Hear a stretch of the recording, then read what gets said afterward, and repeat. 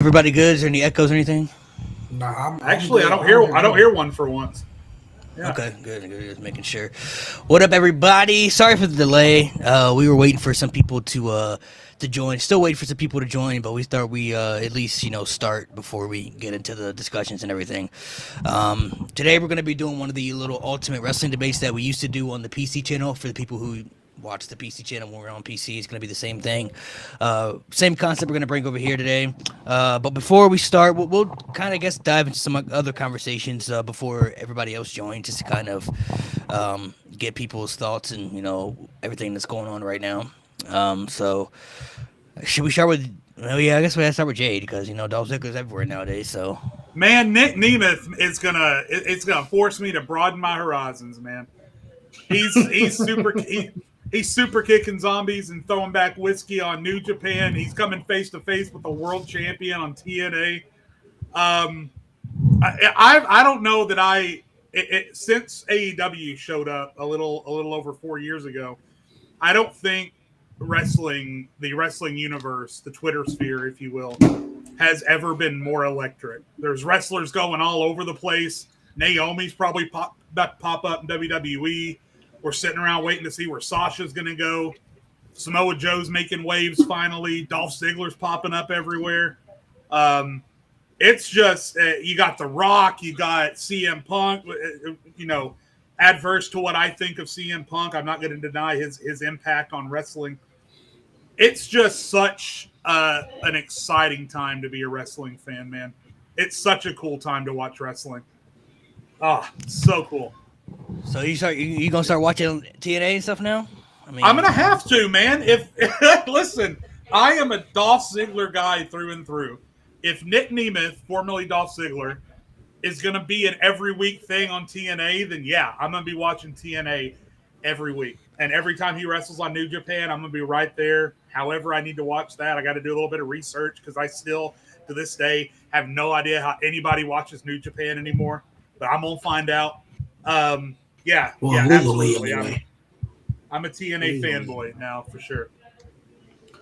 Nah, but shout out TNA, man. Like, obviously, making waves. There's a lot of people who watch TNA in its peak.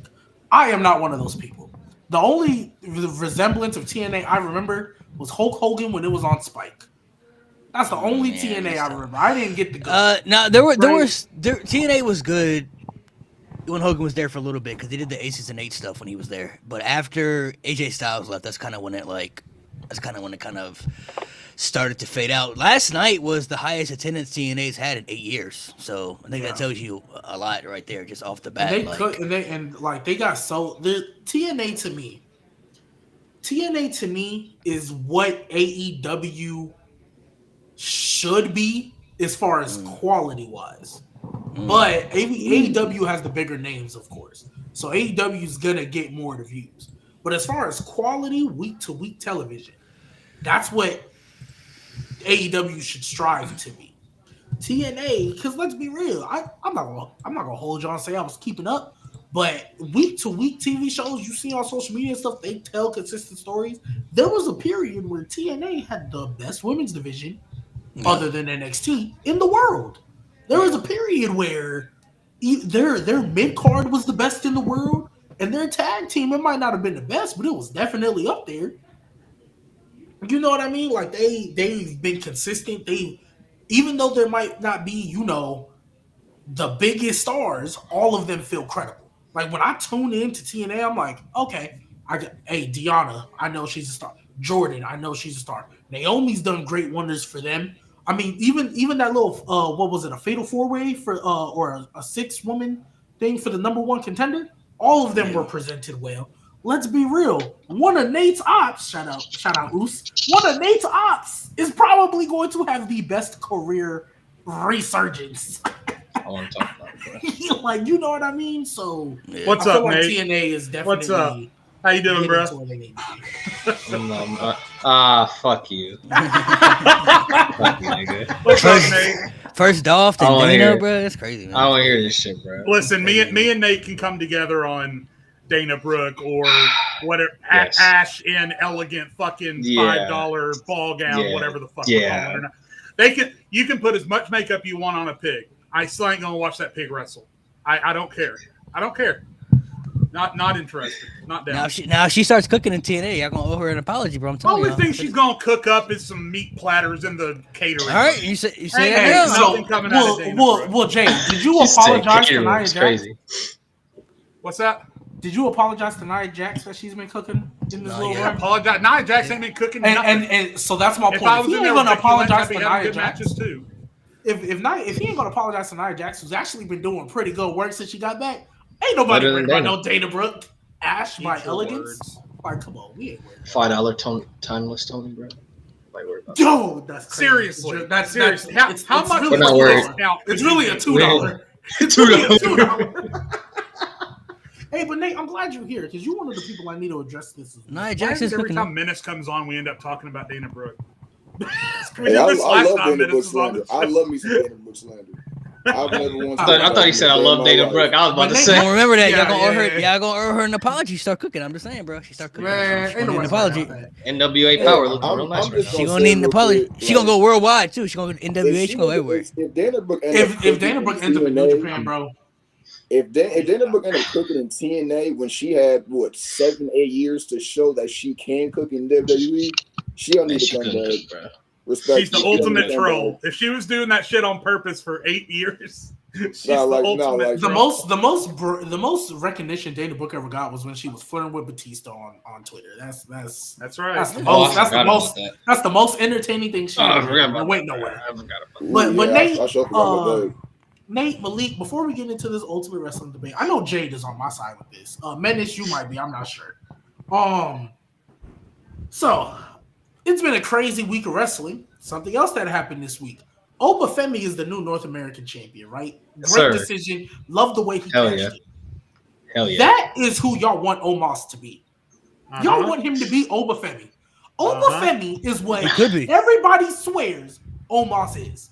And the difference between Omos and Oba Femi, booking. even as a big guy, can actually move in the ring.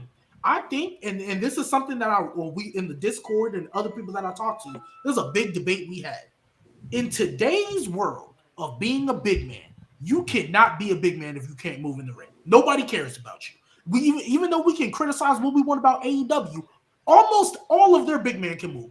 Wardlow, Powerhouse Hobbs, they all got some agility to them. I mean, why you think we love Keith Lee so much? Big man doing Spanish flies, Dijak or whatever. Big man who can do all the agile stuff.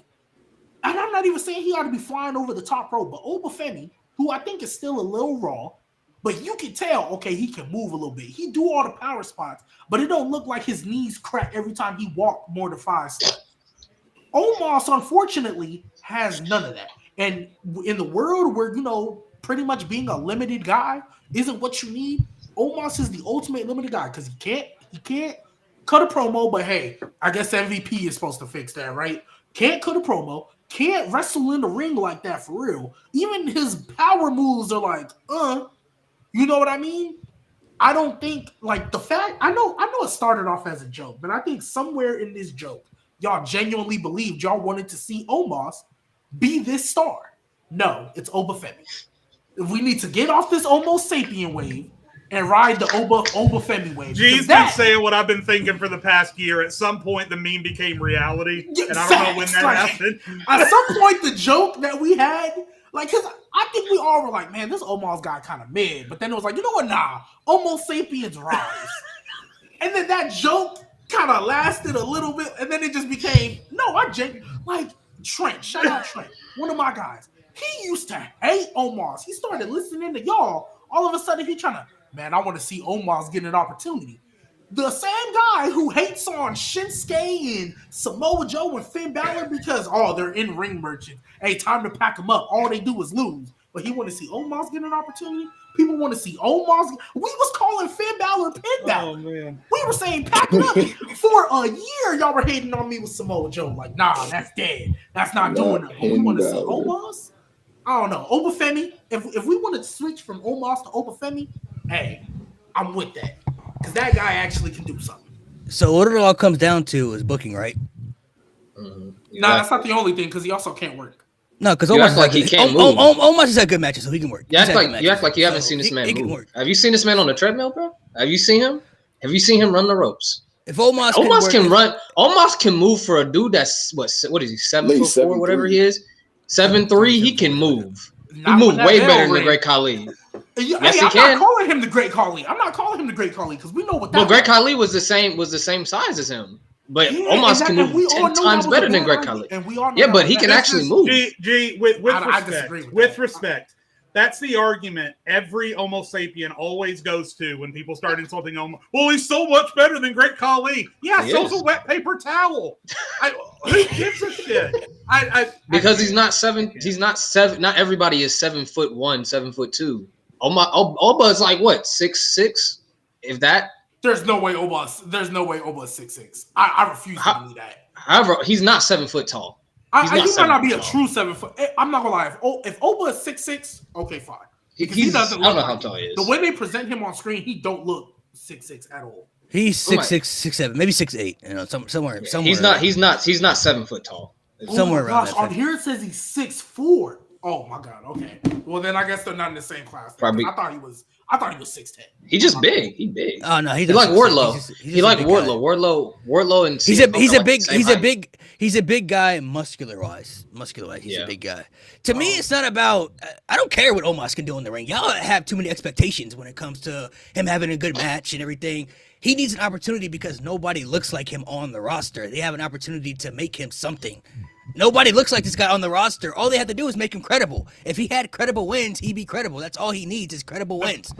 Now, and just to be fair, I've said the exact same thing that when we had Backlash last year, I said the exact same thing, right? So I'm on Malik's boat as far as that is concerned. I just think I feel like the more we get disappointed with Omos, the greater all of y'all's expectations become. Like it's only disappointing because he doesn't have credible wins. They're building up Omos to be good because he's getting pushed in NXT as credible.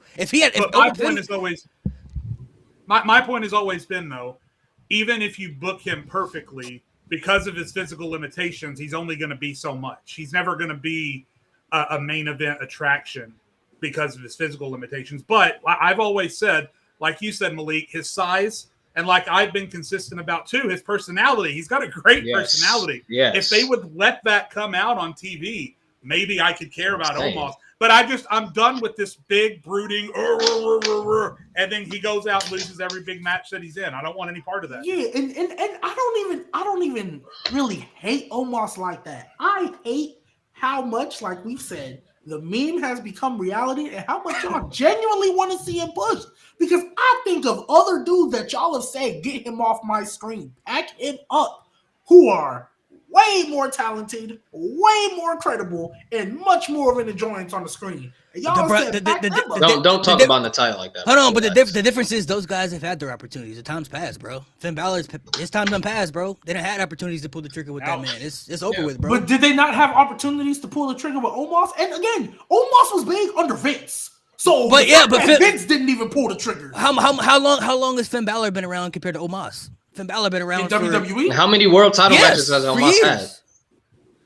How many world title matches has Omos had? Finn Balor been around for years. Finn Balor been around for a while. He had a great NXT career. Went back to NXT and had another great career. And came up to the main roster and still couldn't touch the world title. Even if he got some big wins, he's never going to be a world title guy because of his physical limitations. That's what I'm saying. The expectations are so high with everyone for Omos that he's never going to be able to clear them. That's my problem. No matter how well he's booked, he's never going to be able to clear the bar that everyone online seems to be setting for him. Well, if Omos wins a world title, it'll be the same as the Jinder Mahal run. I'm not going to hold you. The only thing is though, world title. Hold on. The only thing is though, for the people who you're talking about, the internet people, they're not the bookers. They don't matter what they say. It only matters what the people behind the scenes say, what Triple H and all those people say. If they see the potential in him to be the world champion, then he's going to be the world champion, despite how people feel about it. It's just they also need to get class. And then with that said, I don't think Triple H sees the potential in Omos because he ain't been on TV since. Yeah, I mean, he might not see the potential. Got married, right? He had his wedding and stuff. So that, but still, he's just doing the super shows after Mania.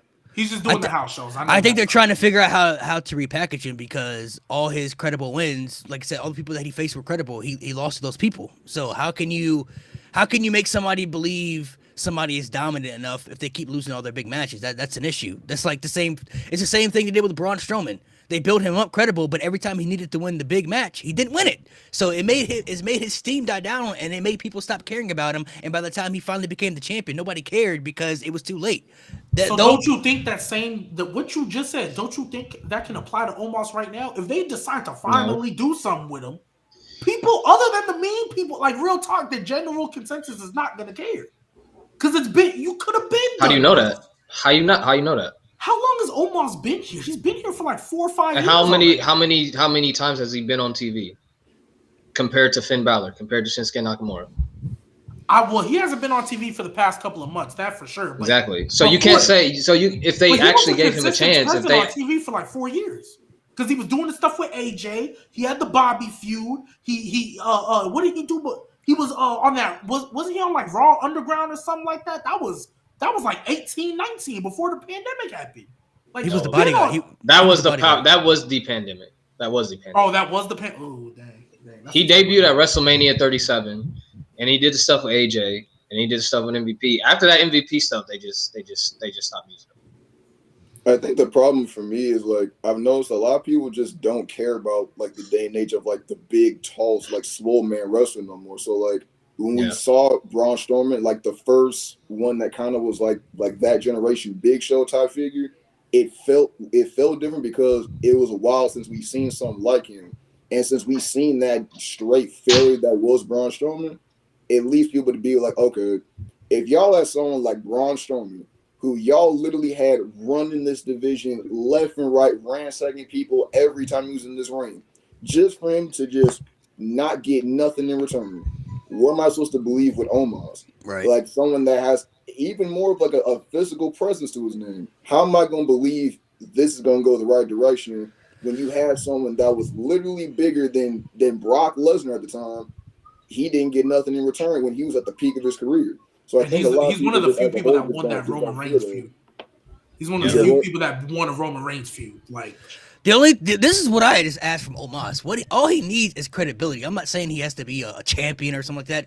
He has potential to be a dominant force on the roster and a character because he's bigger than everybody else. What he needs is just that feeling of when he comes out, he needs you to give that shit. Like when Brock Lesnar comes out, he has that aura where you feel like he gonna kill somebody. That's all Omos needs, bro. When his music hits, people need to just believe that he can just destroy people. It's the same thing with Braun Strowman, with all these big guys. That's all he needs. He doesn't need to be around much. He doesn't need to be a world champion. He just needs that feeling of when his music hits, you're not like, oh well, here comes Omos. Like when his music hits, you need to be like, oh shit. Come on, Moss, like something might go down, you know, like he might like how the Great Khali was when the Great Khali first started. Yeah, because when Khali first showed up, when he first arrived and he was beating up Undertaker, like we didn't know who he was, so we were like, bro, who is this man? Like, who is this man right here, bro? Like, he's bigger than everybody on the roster, and he's beating people up. Now, over time, obviously, you realize he was booty, but when he had first arrived, like when he had first debuted, bro, and he was like, oh shit. When he first came out and beat up Undertaker, bro, like he came out with no music and he was with Davari. I'm like, bro, who the fuck is this guy, bro? Like, and he got in the ring. I'm like, bro, this dude is big as shit. Like, who is this man? Like, he needs that he needs that Kane type feeling. Like when Kane first came around, music hit. You just like, oh shit, Kane about to come out and kill somebody. You don't know who it is, but Kane about to kill somebody. That's all he needs, bro. They need they just need to give him credible wins to make him feel that way. So then this will be my final thing I'll say about Omos then. Because there a point was brought up to me a couple days ago that I can kind of get behind. With the track record that this man has, right? Send him to NXT. Because that's his last saving grace. That's his last saving grace. Because main roster, I'll give you a perfect example. Von Wagner. Took him a minute, but he finally has something that I'm like, okay. And you know what they'll give Omos in NXT? You know what they'll give him? A fucking character. I actually give him a chance to be a character, and that's what he. And that I will gladly. I am willing because look, even though Dana Brooke, you can pack her up. Somebody also didn't care about Baron Corbin. The second he got to NXT, I was like, okay, I'm with this now. Let's do it. NXT can make anybody work, bro. Like they're already talking about. Oba Femi already has that feeling where he has that dominance feel. He'd been on TV for about a month. So he already got that type of feeling, bro. He's had like 3 matches. So they can make anything work in NXT. They send it back to NXT. Great. He don't even got to be the champion in NXT. All he got to do is just be the guy that just destroys people, and you can believe like when he comes out, I don't know who can beat that guy. That's the same problem they had with the big guys, like talk about like Big Show and all that stuff. Like they would build up Big Show, and he would feel dominant, and then he'd lose to everybody. You know what I mean? So it people stopped caring about him because you knew he would lose every big match that he was in. So people were like, all right, well, you know, Big Show not winning this match. You know, he tapping out to Cena, and he getting beat by Brock. You know what I mean? So it's like, we know he's losing. All they need to do is just make him feel credible enough where his presence feels important. You know what I mean? Like his presence means something. Like I said, when a Brock Lesnar comes out, bro, at this stage, bro, it feels different. He got that presence. You know what I mean? Like that music hits. You don't know whether Brock gonna be nice or not. You don't know what's gonna happen. You feel me? Because it's Brock, so he got that aura to him. That's all they gotta do with Omos. You know what I mean? He just gotta have that type of aura to him. Certain people have that special type of aura. You know, they're talking about Roman Reigns right now. He got that type of aura when he comes out. It's that final boss, what they call that type of aura. You know what I mean? Like final boss energy. Yeah, he just needs that type of aura where he just means something. Maybe going back to NXT could help the man. Honestly, I mean, going down to NXT with MVP. I mean, there's a lot of people I would tolerate more than anything because they have shown the ability to reinvigorate careers, whether for people who suck or what. Omos with the kids, bro. Shout out Omos with the kids, man. Yes, sir. Yes, sir. But look at this man. Look at this man in the suit. Man, stop playing with me. Man, I'm not gonna lie. This is gonna sound so bad. Inspiration. This is gonna sound so bad. But I feel like after that video, you know what just popped in my head? As soon as I saw that video, he's gonna be the new Titus O'Neil. Which is not a bad thing. Which is not a bad thing, like for the kids. You know what's crazy? Because Titus does great work for WWE. But what's crazy, bro, is he can pull that shit off. That's crazy. Yeah. He could actually pull it off. Yeah, he could. He really could, though. What y'all Omos to be? Nah, that ain't what I want Omos to be. No Titus O'Neil. Titus O'Neil. No sir. Exactly. All right, let's get into this debate. So I guess we'll have to make teams. I guess if you want, we can just do the teams up here, top and the bottom. If you guys just want to do that, unless you guys want to pick your partners or something, because if Lewis or Axel happen to randomly show up, I got a guy that might be able to come on. Lewis for sure ain't coming. He already told me he wasn't gonna be available. So and Axe ain't responding. So we can just do us. If you guys want, we can spin the wheel again of teams, or you can pick your partners. However you want to do it. It doesn't matter. Hey, whoever my partner was before, I'm good. Your partner was G. G was one of your partners. Yeah. I feel like Team Coexist down here. The Dolph Ziggler op and the Dolph Ziggler. I was gonna say, you want to reunite Team Coexist? You want to do that again? Well, if you want to go with partners, G and I don't. And Jay were on the same team originally. I don't mind. Yeah. I'm good. I'm good with it. I'm cool with this. This right here. I'm cool with this. Yeah, I'm cool with it. All right. So we'll spin the wheel. I'll just do team 1, team 2. Nate will be team 2. Jay will be team 1. And then we got a little bit different rules here too. So we'll switch it up and make it a little bit different. Ooh, different rules. I like that. Ah, shit. Menace, I'll explain everything too, just so you kind of have an idea of what is going on. When was World's End? That was December 30th, right? Yeah. So it's been 50 days since the title. We your world champion. Love to see it. It's been the best 15 days of my life. All right, team 2 won the wheel. So what we'll do is for team 2, first category I'll pull up. You have the option though. You can either decide to go first, or you can pick the category, or you can let the other team go first. So you can either pick the category, and if you pick the category, you'll get to go first in that category, or you can let the other team go first, and they'll get to pick the category.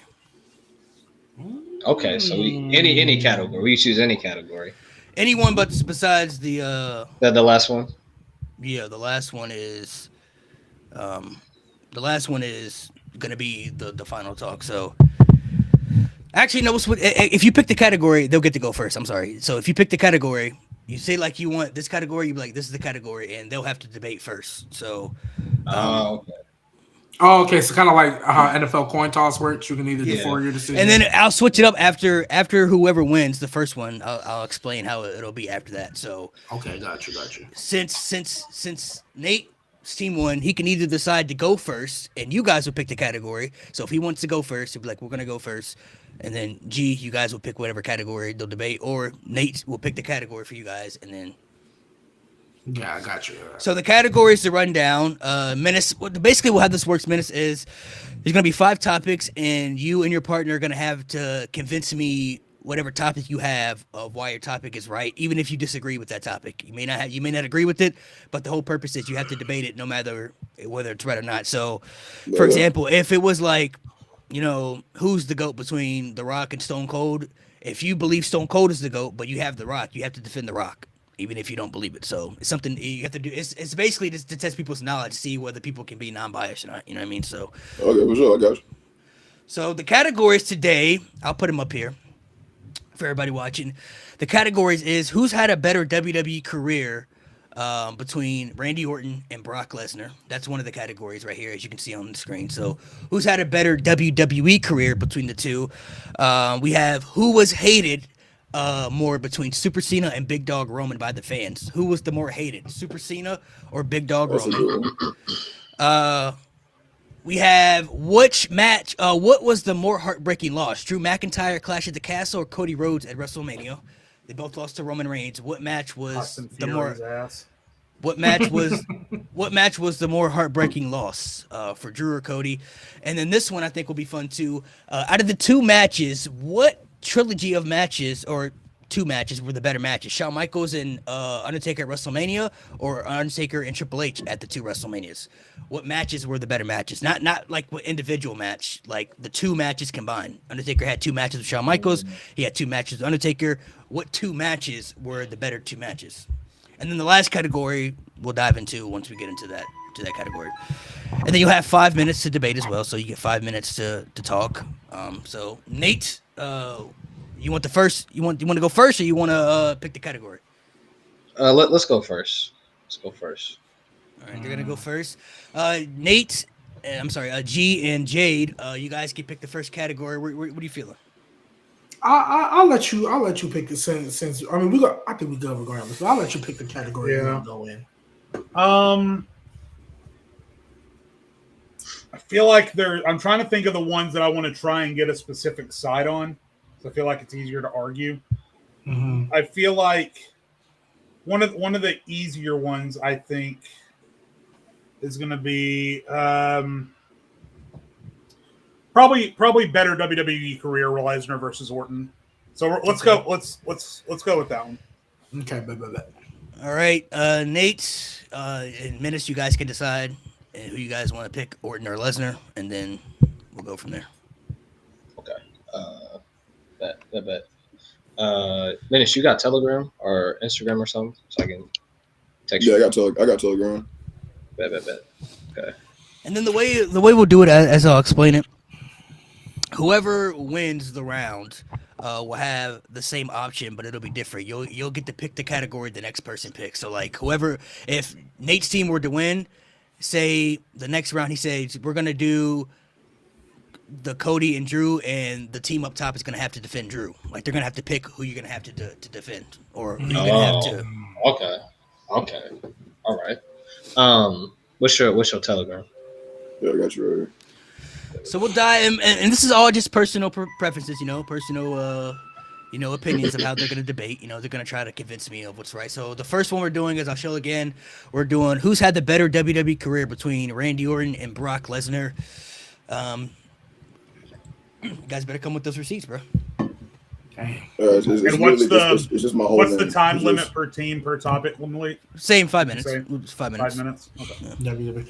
If you guys are done before then you don't have to go the whole 5 minutes. But shout out to the chat one time, and then also too, if that is true, I don't know for sure, but if that is true, prayers up for Raquel. Yeah. What is it, Menace? It's my name, ELIJAH. And then last name, she has a face CUL, thing. She has like DELT. she has some type of eczema thing. Yeah, it's the like, skin condition. Yeah. What's your spell your last name again? CUL BERT. BERT. Mm-hmm. Yeah. Well, while we're waiting, I have some funny clips down here that we can show. This nigga. That I've made some more funny clips. W. Let's see. Which one we want to do today? Which one do we want to do? I know how we're gonna end off the show, so we'll have to wait. Of course. Look me up. Look me up. You guys Mine want a is fun- Nate the Great 248. Just look me up real quick. You guys want to? Yes. Yeah, you can. Yeah, you can, BK. Yeah. Yeah, I got you. I am not going to comment. You can if you want. I ain't gonna tell you what to do, bro. I mean, if you want to, you can. You can. You have the free will to. Yeah, You can if you want. Yeah, I'm not going. I mean, the basketball and football. The basketball and football will still be over there. So if you like that, Yeah. stuff, So if you want to go watch football and basketball stuff, please. you guys want to see a funny clip, or you want to wait till the end? No. I'm with you. Let's get it. Let's see what we got up here. Let's do this one. A bunch of women and see if they would be okay with their man having a sex scene. Well, maybe I'm not with the white woman. Well, good. I'm happy it's not me. No, I know. Kind of. I want to be number 2. You're not even on the list. That's crazy. John Cena was such a menace on that show, dude. Jeez. He's such a menace. I'm not gonna lie, they should have just took advantage of John Cena and turned him heel after that. Exactly. Just turned him heel, bro. Not for real. Like, I'm not gonna lie, a John Cena heel run, especially like in peak. I'm not like what Roman. I think Roman's obviously was necessary. But like, if we would have got a heel Cena run, bro, that would have like, even though I already have him as the GOAT, that would have been like almost as crazy as when Hulk Hogan first turned heel, bro. Like, I think that's how. You find me, crazy Menace? You find me? Yeah, I got you. Yeah, just DM me. Hello, my name is Eugene. He just ran back and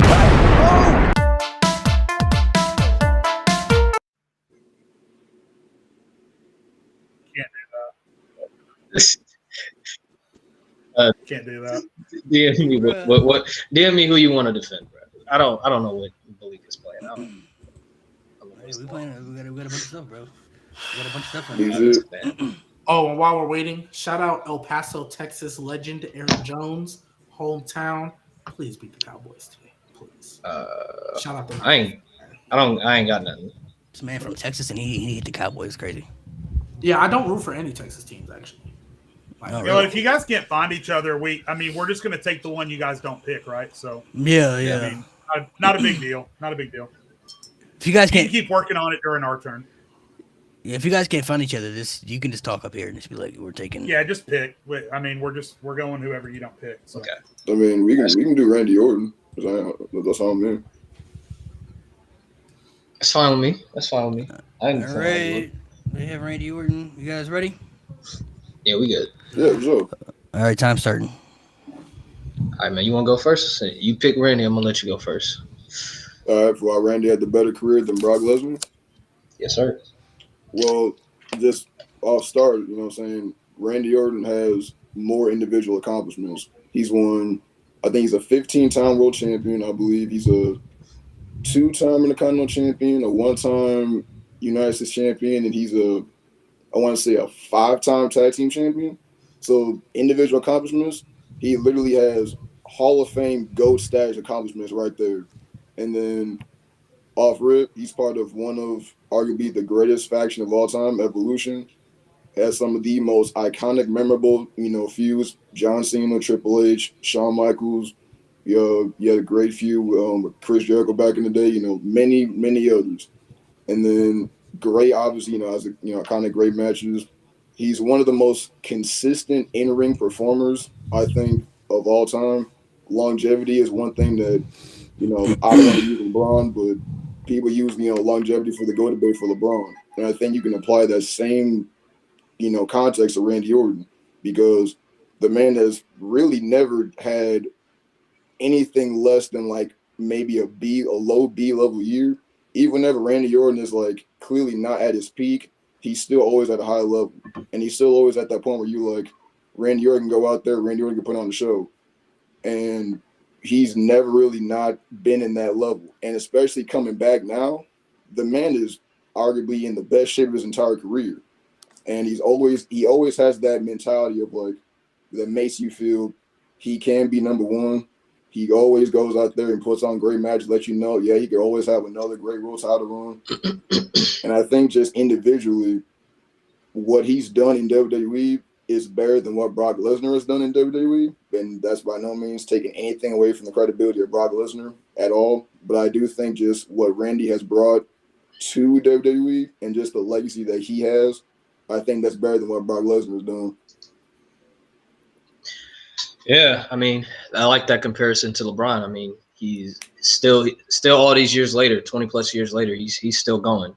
He's still at the top of his game. He's got the accomplishments. He's won everything but the King of the Ring. He's got everything under his belt: Money in the Bank, Royal Rumble, World Titles, Grand Slam champion. He was under the learning tree of Ric Flair and Triple H. Iconic feuds with The Undertaker, John Cena, Edge, Chris Jericho. I mean, you name them. I mean, it's a who's who of people that Randy Orton has feuded with. And Randy, I mean, he's never had to go the part-time route to feel special. I mean, he's Randy Orton. That's the name. The name itself brings value. He's been there day in, day out. Even with this comeback, he's still there. He's not pulling the part-timer card. He's still there, showing up week to week. He can still put on a banger whenever he wants. He's a safe worker, but somehow a lot of people want to call Randy boring, but he's just very safe. And even if you think he's boring, he still has an excellent category of matches that you can choose from of bangers. Even within the past 5 years, he can work with literally anybody. You put him in there with an AJ Styles, he'll work. You put him in there with Batista, he'll work. You put him there with John Cena, he'll work. Put him there with Rey Mysterio, he'll work. He can work with literally anybody, make anybody look good, protects everybody at all costs. And Randy's just that guy. And I mean, we already said it, the accomplishments. He's got the credibility. He's got the in-ring work. He's got the longevity. And he didn't have to leave. He didn't have to leave, come back, be a part-timer to make himself feel special. So, I mean, you guys have 1 minute left. You want to pass it or keep going? No, it's Randy. So yeah, and that match for Foley. So there you go. Boom. That's it. Yeah, I'm good. Match for Go ahead, Foley. Jade. I'll let you kick it off.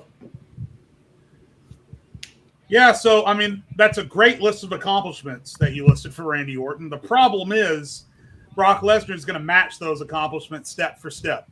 Literally, as you go up the list, 2-time Royal Rumble winner both, Money in the Bank winner both, 10-time world champion, maybe not a 15-time world champion, but we'll get to that in a minute. You mentioned that Randy Orton didn't win King of the Ring. Funny thing, because Brock Lesnar did. And then you throw in two things that Randy Orton does not have, and at this point his career cannot have. 5 WrestleMania main events. 5 times Brock Lesnar has been the headline attraction at WrestleMania. Dethroned The Undertaker at WrestleMania. And the problem when you stack anybody else against Brock Lesnar and you start comparing accomplishments is that it's kind of like when you start talking about like a board game and you say, hey, I want to cash this chip in and it's going to be worth 10 points or whatever. I don't think you can measure when it comes to this argument how many points ending the streak is really worth.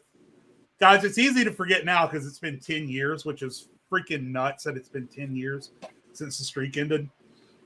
But if you guys remember the feeling watching that WrestleMania live, I sat in that spot on my couch and did not move and felt like did not breathe for a period of about 5 minutes because I could not believe what was going on. Brock Lesnar ending the streak was one of the most unexpected and one of the most career-altering booking decisions I've ever seen in my entire life. Because the Brock Lesnar that went on for the next 10 years after the streak was not the same Brock Lesnar that started in WWE and was not the same Brock Lesnar that had been in WWE for 2 years before that. And then just to acknowledge the part-time thing. Brock Lesnar went part-time because he could. Because he's Brock Lesnar. Brock Lesnar left WWE the first time because he had already done almost everything you could do in WWE, and he wanted to go kick some ass in UFC. And now Brock Lesnar is a part-timer, you're right, but every time he comes back, man, you talk about that jumping and jiving and that music hits and, oh shit, something's about to go down. That's Brock Lesnar. So yeah, Brock Lesnar, 5-time WrestleMania main event, dethroned The Undertaker. I think that easily makes up for the 5 world titles that he's missing when you're comparing him to Randy Orton. Go ahead, G. And just to piggyback off of that, again, this is nothing to take away from Randy Orton because I believe Randy Orton is top 5 all time in my personal opinion. However, when it comes to Brock Lesnar, the reason why I think I have Randy top 5 all time because I like his character more and what he was able to do with that. But when we talk careers, we talk about not only the accomplishments but what you did while you was there. For me, I think Brock Lesnar. First off, when we talk about came out with a bang. I don't remember exactly how many months it was before he won that world title after he debuted, but you could argue it's one of the best rookie years WWE superstars had out the rip, right? Yes, he did leave, but he left and he was already special when he did.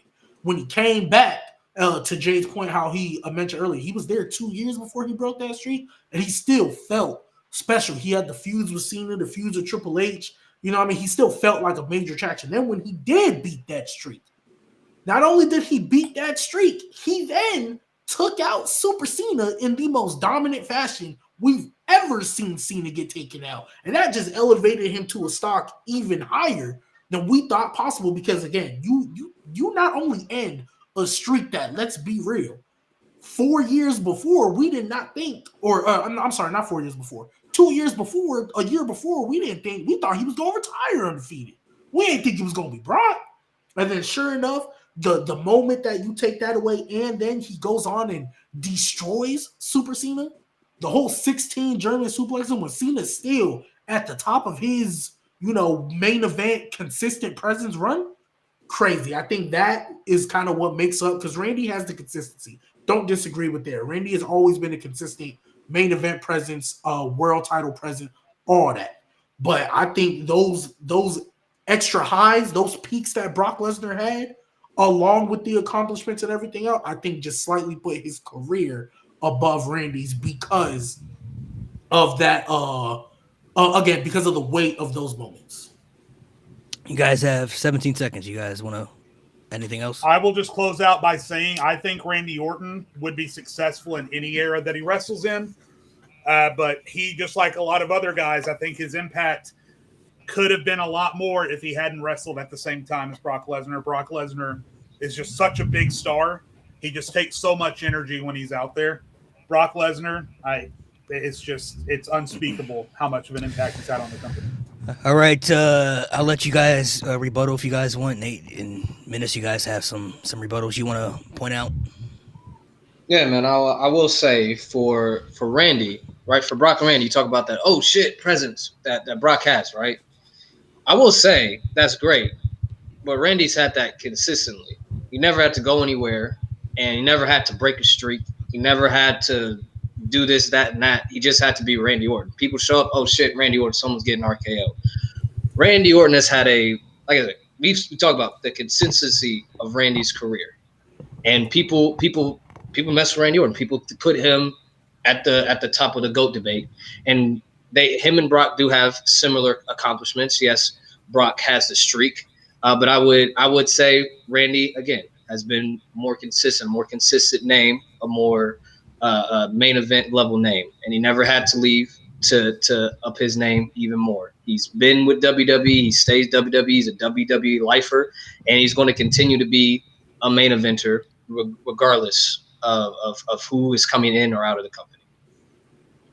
Menace, you got anything you want to say? And yeah, I'll give a quick little rebuttal. And I for sure, like, I do agree with what y'all saying with how, the streak, it did boost the credibility of Brock Lesnar, because at that time we didn't think Brock Lesnar was gonna win, but when he won, it was like, well, damn, like, it just brought a whole new order to his name.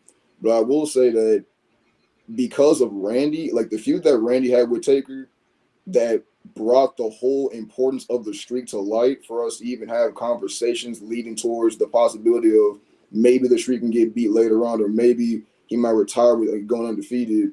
And I'm not by any means saying it was because of Randy, but Randy Orton really brought that to light. He brought the importance of what the streak was and the importance that someone could actually beat this man and go into WrestleMania.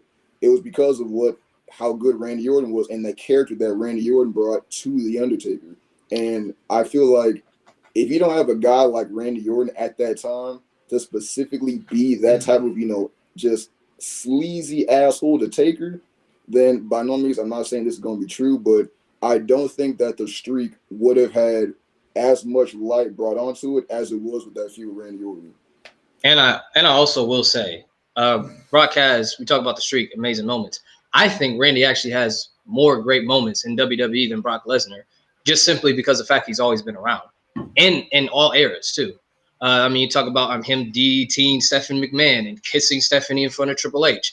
You talk about him RKOing The Undertaker out of the chokeslam. You talk about him burning down Bray Wyatt's house, his comeback at Survivor Series War Games. I mean, any era of WWE, Randy Orton has a memorable moment. And he has a big win in there somewhere. And again, it's the consistency and the level that he's been able to perform at throughout his I mean, career. you're talking about the consistency, and that's great, and that's fine and dandy. But when you're talking about that period that Brock Lesnar was gone, it's not like Brock Lesnar went away, got his ass kicked once in an MMA ring, and then went on to be a commentator for 8 years like a certain All right. Brock Lesnar, Just catching when strays. he was gone, Just catching was strays. dominating UFC, winning world championships, and continued to be a scary, dominant badass in a completely different sport. I know, unfortunately, that can't really bleed into the argument for who had the better WWE career. I just want to be very clear that Brock Lesnar didn't leave WWE and go do something completely different. He continued to be a dominant athlete in a completely different sport. So just keep in mind what Brock was doing for a lot of the time that he was gone during that first part. I just want to make sure everyone remembers that. And No, we remember because it's not WWE, so we're not. But also too, to go back to a little bit of the consistency thing, I think Brock Lesnar, even though he did take a period where he left, again, this is nothing to take away from Randy Orton, but Nate, you said twice, I believe, Randy Orton didn't have to leave anywhere to get special. No, I think Brock Lesnar was special regardless. I think he was special the first time he was here. I think he was special when he got back. I think he was special leading up to The Undertaker, but then he hit another level, which ties into I believe Randy Orton has more moments in every era. That speaks to his consistency. Never going to disagree with that. But the moment that Brock Lesnar has is because, for example, not to discredit him, but like Randy Orton RKOing The Undertaker out of a chokeslam or whatever, it gets played, but it ain't Brock Lesnar or Undertaker not kicking out the F5. You know what I mean? Like I don't disagree that Randy Orton has more of those moments, and I'm not even gonna say they're not quality moments, but I believe Brock Lesnar does have more of those quality moments, even beating The Rock at SummerSlam or whatever. I believe that's just a little bit bigger because, again, this was like 6 months after he debuted or whatever the timeline was. So, again, I want to be sure I'm not taking anything away from Randy. But I think Brock Lesnar's moments that he had are just a little bit bigger when we look at the all-time status. And when you tie that in with the fact that the accomplishments are relatively in the same ballpark, not exactly the same, but in a similar ballpark. They both have been top guys while they're in the company. They've both been main event attractions. We talk about the aura. Every time Brock Lesnar comes in, hey, just like Randy, somebody finna get RKO'd, Brock Lesnar gonna come in and handle business. So, and then, he did beat him head to head, made him bleed, but hey, that's neither here nor there. Hey man, I mean, Randy Orton's the youngest world champion. Took that away from Brock. I feel like that's he did. SummerSlam main event versus Low Voldemort. You know what I'm saying? Yeah. Okay, so you guys brought up some valid points. I actually was going to hold that against Team Randy, but you did bring up the youngest world champion stat, so you brought it up last minute because Brock Lesnar was the youngest world champion until Randy Orton took that away from him. Both guys have pretty much been consistent throughout their careers. I mean, Randy Orton was groomed in Evolution. Brock Lesnar got pushed to the moon when he came up, you know what I mean? So, the stratosphere of their star power, speaks for itself. I do have Randy Orton in my top 10 of all time. I don't have Brock Lesnar in my top 10 all time. He kind of misses out a little bit for me. You guys both made valid arguments, not really about what I think. It's about, who made the better argument. You argue the consistency stuff. That's, a valid argument for Randy Orton. I think Team Brock brought up some good points with how Brock didn't need to be consistent, of how he was important pretty much every time he was in WWE, left WWE after only being there for 2 years, came back. You could say he was bigger when he came back. And in the streak, it's hard to go against too whether people feel like that was the right decision or not. I think people still have mixed emotions about it. Randy Orton being a consistent Grand Slam champion is also a strong argument for his resume. You guys both made great arguments, but I think Team Brock had a little bit of an edge with the appealing argument for me. If I wasn't a wrestling fan and I was listening to the debate for the first time, in my mind, I would think Brock Lesnar would be the better career-wise, just for the arguments they made with the streak, the consistency of him not having to be around to even feel special, the attraction that he is, everything that embodies everything they argued. I feel like this has a little bit more for me personally of what I heard. So it was a great debate. I put those two together because I feel like they kind of had not similar careers, but they both, like I said, they both kind of really been in good spots throughout their careers. You know what I mean? Like Randy was. But I think we did prove with both sides of the debate that they did have incredibly similar careers. Incredibly similar. Like, and even though I think that's what, and I said it, and I didn't mean to say it the way I said it, but like I think Randy's career is better. Like I think it's better. Like he's in my top 5 all time, and I'm low key shocked y'all didn't bring this up. But to me, Randy Orton is either top 1 or top 2 heels ever to be in WWE. Like that's what elevates him the most. I think he's legit been one of the most consistent, menacing heels. Like we talk about Edge when he was in his peak.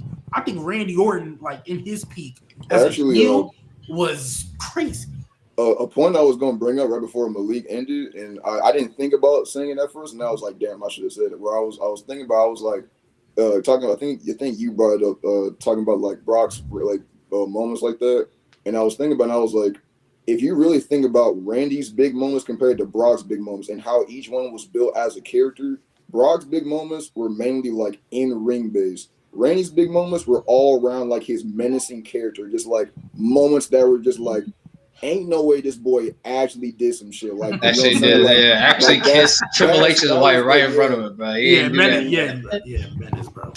So you guys got the first points, G and Jade. You guys can pick the next category, and you guys can tell Nate and Menace what they're gonna do. So you guys want to do Super Cena, Big Dog Roman? You want to do Heartbreaking Loss between Drew and Cody, or you want to do Undertaker? What matches were better between Shawn and Triple H?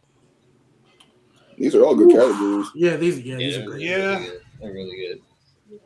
I think G, the only one that's left that wait for y'all to get spicy in here, man. Y'all need to sit again. The one that's left that I don't really have a dog in the fight with, G, is number 2. I feel like that could be argued either way. Yeah. What do you think? So I actually agree with you. I think 2 or 3, but like low key, if you want, we can go straight to 4 because I have and pretty much pick the side that they should. So you want to pick the side for that? Yeah, I want to pick the side for them because I know I feel like I'm super confident in that one as far as what side I want to be on. So based on Malik's rules though, we would have to let them go first. Yes, but we know what side they're arguing. We're picking the side for them, right? That's how that works. Yes, you're picking the side for them. Yeah. Okay. So I have no problem letting them go first, but I know exactly what side I want them to be on. The other 2, I'm cool, but I know what side I want them to be on for 4. Okay. So we can pick number 4, but just say they go first, but then we get to pick our side. Pretty much. Yeah. So you're gonna pick. They're gonna go first, but you're gonna pick what side they have to debate. So whatever side you pick for them is the side you're gonna pick the other side that you want. Okay. All right, G. Yeah, I'm good with that. Yeah, you can. All right, yeah. So we're gonna pick number 4, and we want them to argue Super Cena. So we're gonna argue Big Dog Roman. All right. I'm not even gonna lie. I felt it in my bones. That was what they was doing though. So next up we have who was hated more.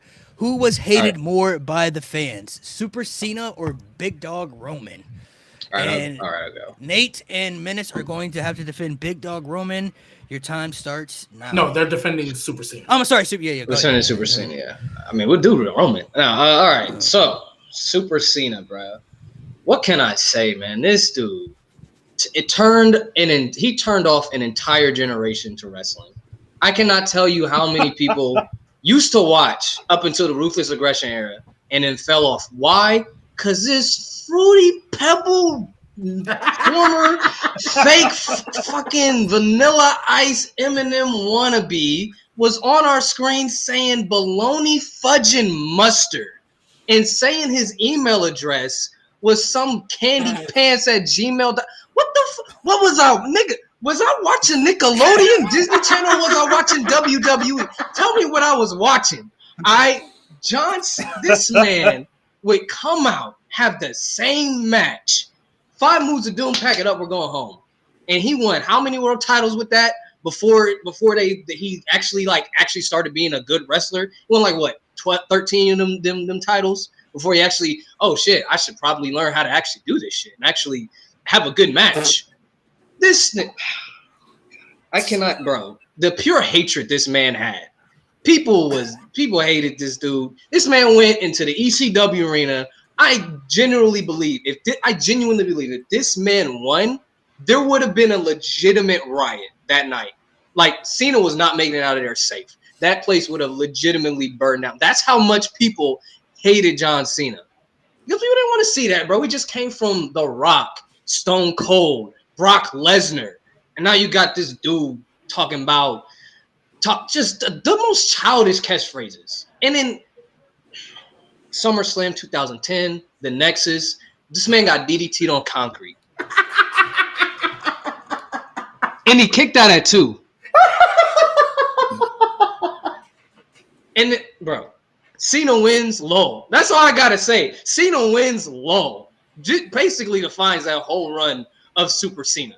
Up until Brock thankfully killed that shit in one night. Thank God for Brock Lesnar. Yeah. Anyway, I'm gonna pass it to Menace. Well, one reason why I can easily say why people hated Cena off the jump, you had a white dude that was swole as hell acting like he was black. Point blank. Boy came out there with some long ass baggy jean shorts on came out with an open ass jersey on, just battle rapping people, just off rip. And people was like, what the fuck am I watching? And he kept this going on week after week after week. Okay, that's fun, that's cool. And then when he solidifies himself as the guy, okay, cool. You know, he's the guy, but his in-ring performance ain't necessarily getting better. It's just his overall character is developed. Okay, that's fine. Let's see what he does better in-ring. And his in-ring work still ain't really all that, but okay. But then they've been after a while. It's okay. Now who's gonna be the next guy? It's still John Cena. Okay, who's gonna be John Cena? It's still John Cena. Okay, who's gonna be John Cena now? It's still John Cena. Okay, who's gonna be the next him? It's clearly still John Cena.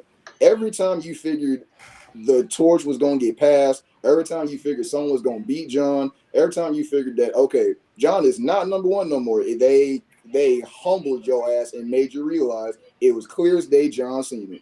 And that was why people did not want that. They wanted other people to be the number one guy. They wanted everybody but Cena because nobody wants the man that can only legitimately wrestle and have like 7 moves in his arsenal and cuts the same type of promos. And after a while, just hearing him just rip on people, it's funny, but that do get old after a while. And I feel like the way that he just continuously and I'm not one of these people, but the way he buried talent was terrible. It genuinely was actually terrible. And that right there was why people wanted to see him, wanted to see more people be the top guy because, yeah, it was during the Ruthless Aggression era, he was damn near as bad as Reign of Terror Triple H. 7 people, 7 niggas in one night. One night, an entire group. That ain't never been done before, bro.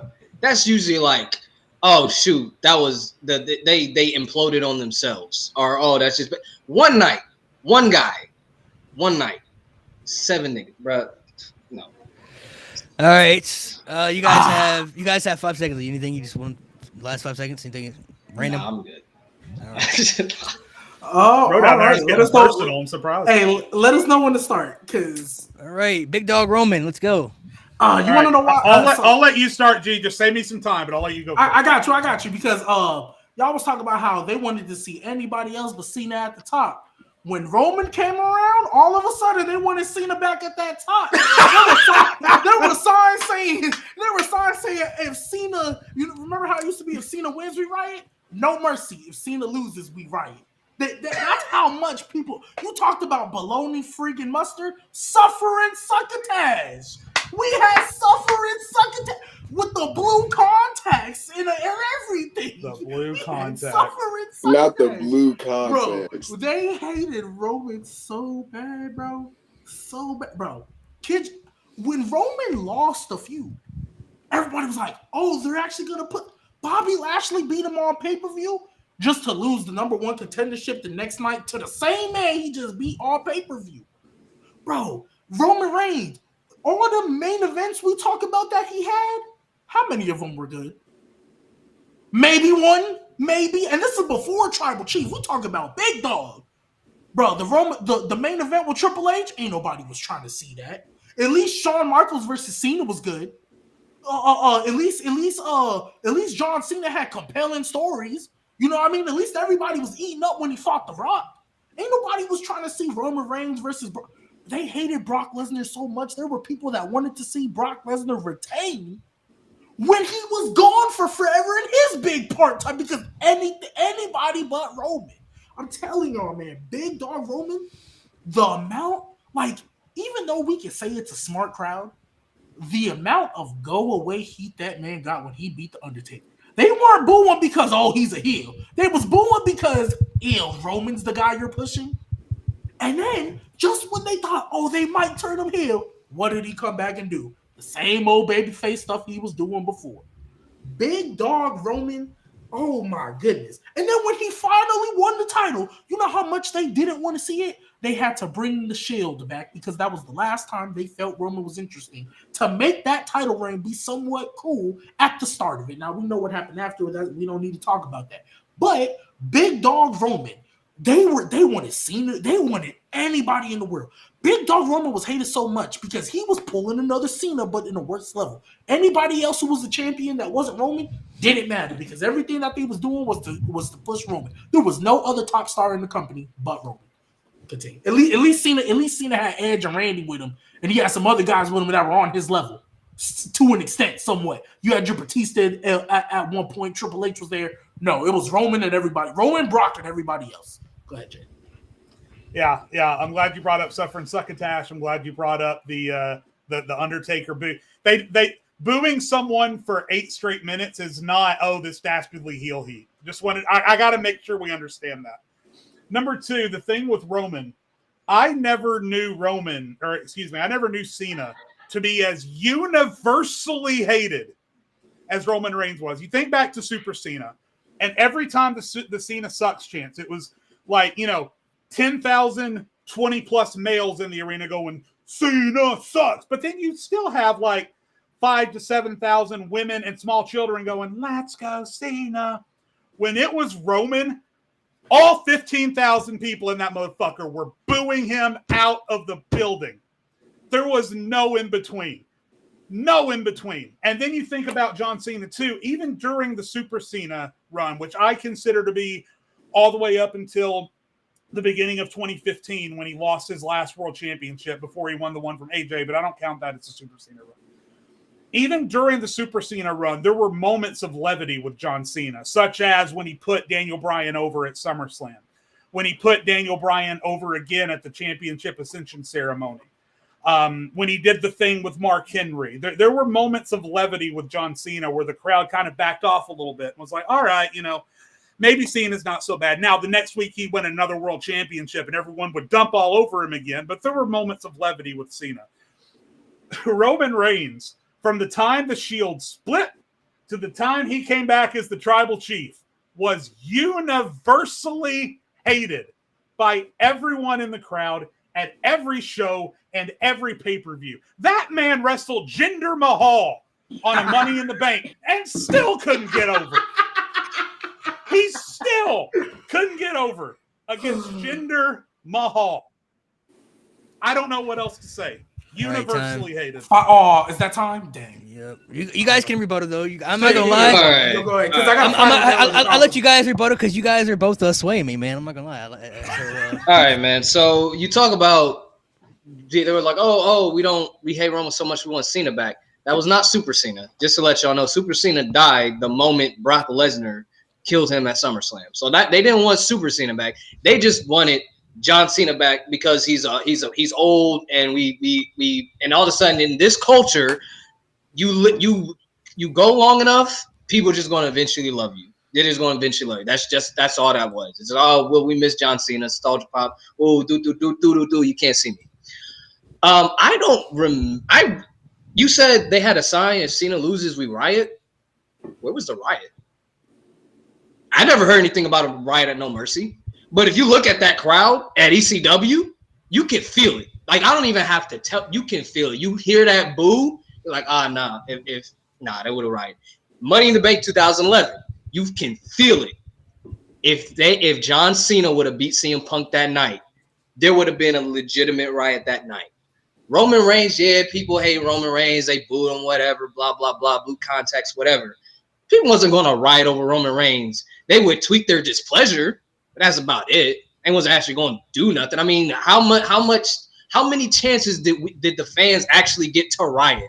I mean, come on, Backlash 2018. But that has more to do with the style of crowd they were in front of, not the man they were hating. ECW fans, no, listen to me. ECW, and if you argue this, Nate, I don't know what to tell you. ECW fans are fucking maniacs, okay? They are. ECW fans are out of their fucking mind. So no shit they were going to riot. They would riot if the toast was too dry. The ECW fans all right, well, what about the Chicago crowd? What about the Chicago crowd? CM Punk had those fucking Punkanites wound up into such a fucking knot. They didn't want anything else but CM Punk to be crowned the king of the fucking world. CM Punk had the entire internet behind him. That wasn't an anti-John Cena crowd. That was a pro-CM Punk crowd. They were in Chicago. He had been tweeting about it all fucking week. The storyline was hot as hell. Is he going to leave, and is he going to leave with the title? That had nothing to do with people hating Cena. That was all about Punk and the story. And to add on, because you talk about those crowds, you also talk about those crowds. What about the Mania crowd after he beat the Undertaker? They booed that man. That was a 15. I'm not gonna say the exact time, but that was at least double-digit minutes from the time he came out and that music hit. That's how they started the show. That music hit, boom. Every time he was getting the Dominic Mysterio heat times 5. That's what he was getting. I think it was I think Kay said it. I think. Yeah, maybe we brought up how like the kids and like the women are the ones that cheered for Cena. I can very easily argue the fact that the only reason why that was because he was pushed as like the hero-like figure. If John Cena was never presented as like the one that he's supposed to be the Superman of WWE, that was supposed to be like that large-in-life hero. Roman Reigns' signature is the Superman. Like, John Cena would have been Roman Reigns. Like John Cena would have been Roman Reigns. Everybody would have booed that man to oblivion. No, wait, but Roman Reigns was the reincarnation of John Cena. That's what Roman Reigns' big dog character. He was supposed to be the hero after he split from the Shield. He was coming out here, doing stuff for the fans, and that's what they put the blue contacts in his eyes for. And then just to wrap, for me, this is gonna be my last argument. When Cena after WrestleMania got his hand held up by The Rock, wasn't that many boos? When Roman Reigns got his hand held up by The Rock after winning the Rumble. And this ain't Rock. This ain't Rock as a heel now. This is Rock after he's established. That's the last time The Rock. That is the last time. Let me explain how much people hated Roman Reigns. Dolph Ziggler. That was the last time Roman Reigns. That was the last time The Rock got booed. That was the last time The Rock got booed. Holding up Roman Reigns' hands because anybody but Roman. That's my last argument because that's the last time The Rock didn't got booed. I don't think that Rumble was anyone but Roman. I think it was. We just want Daniel. Anyone like if it's anyone but Daniel. It was really Daniel Bryan. It was Daniel Bryan. And the fact that it was Roman Reigns, a new guy. The moment. The moment Daniel Bryan got eliminated, the crowd shit, just like the year before. They completely turned on that whole run with the moment. But they popped for Rusev when Rusev got back in the ring and acted like he was going to win the whole thing. Rusev got a pop. If Rusev had won, he got in cheer because he eliminated Roman Reigns.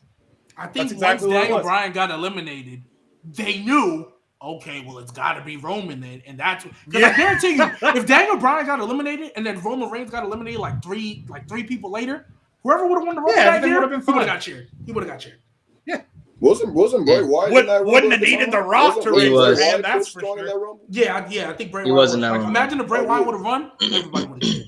I don't think anybody would have tripped. But because it was Roman, it was, don't get me wrong, Daniel Bryan getting eliminated played a part to it too. But because Roman was the winner and the ending angle of them bringing out the Big Show and Kane to try to beat him up and Rock having to do this, like, bro, Big Show and Kane were in the final 3 game. And it wasn't the big red monster Kane, the screaming Kane tonight. Kane. If it was really anybody but Roman, why were they cheering Big Show and Kane? WWE were also part sacrificed of the the 2016 Daniel Royal Rumble to try and get Roman Reigns over, and it didn't work. They sacrificed the 2016 Royal Rumble in an effort to get Roman Reigns over. Still didn't work.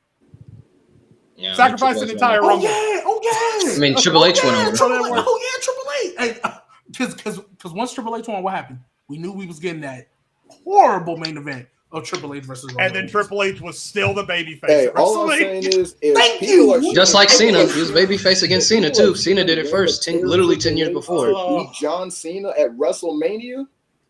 Come on now, like I'm just, and people are cheering for Reign of Terror Triple H to pin John Cena and successfully literally 10 years another world title run. That says a whole bunch about how people don't give a fuck about John Cena.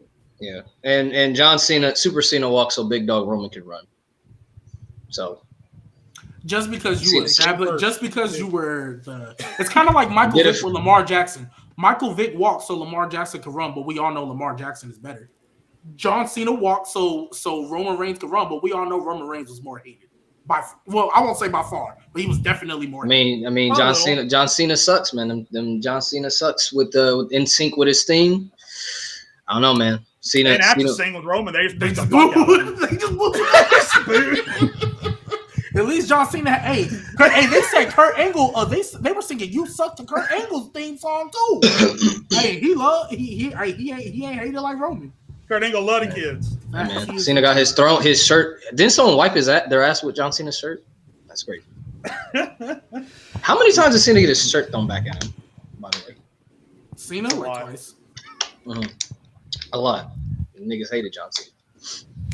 Yeah, still going, or y'all said y'all piece? No, I'm good. The Rock holding up his hand and still getting booed. That's my final piece. Wiping your ass with someone wiping your ass with a shirt is kind of crazy though. That's the ultimate sign of disrespect to me. I'm not gonna lie, man. You both, I'm kind of in the middle, bro. Y'all had some compelling arguments, bro. Y'all had some compelling arguments, like Cena in the beginning. Imagine Cena in the beginning. They brought up some really good points about how the PG era was too gimmicky, and then they wanted anybody but Cena, and then you brought up some good points when they brought Roman in. Though it was like, oh, we want Cena back, you know what I'm saying? Because Roman Reigns is here. Oh man, y'all brought up some good points, man. I will say, I was waiting to see if Big Dog Roman had brought up the argument, and I think if they had brought up the argument, it would have sealed it for me. But the fact that y'all didn't bring up that he had leukemia, came back, and they still hated him after he beat cancer when he came back.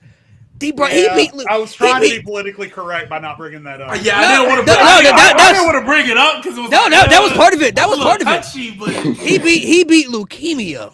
All praise to that man. He came back, and the fans still hated him. Even after he beat. Well, they didn't hate him at first. They cheered him, and then once it didn't take long.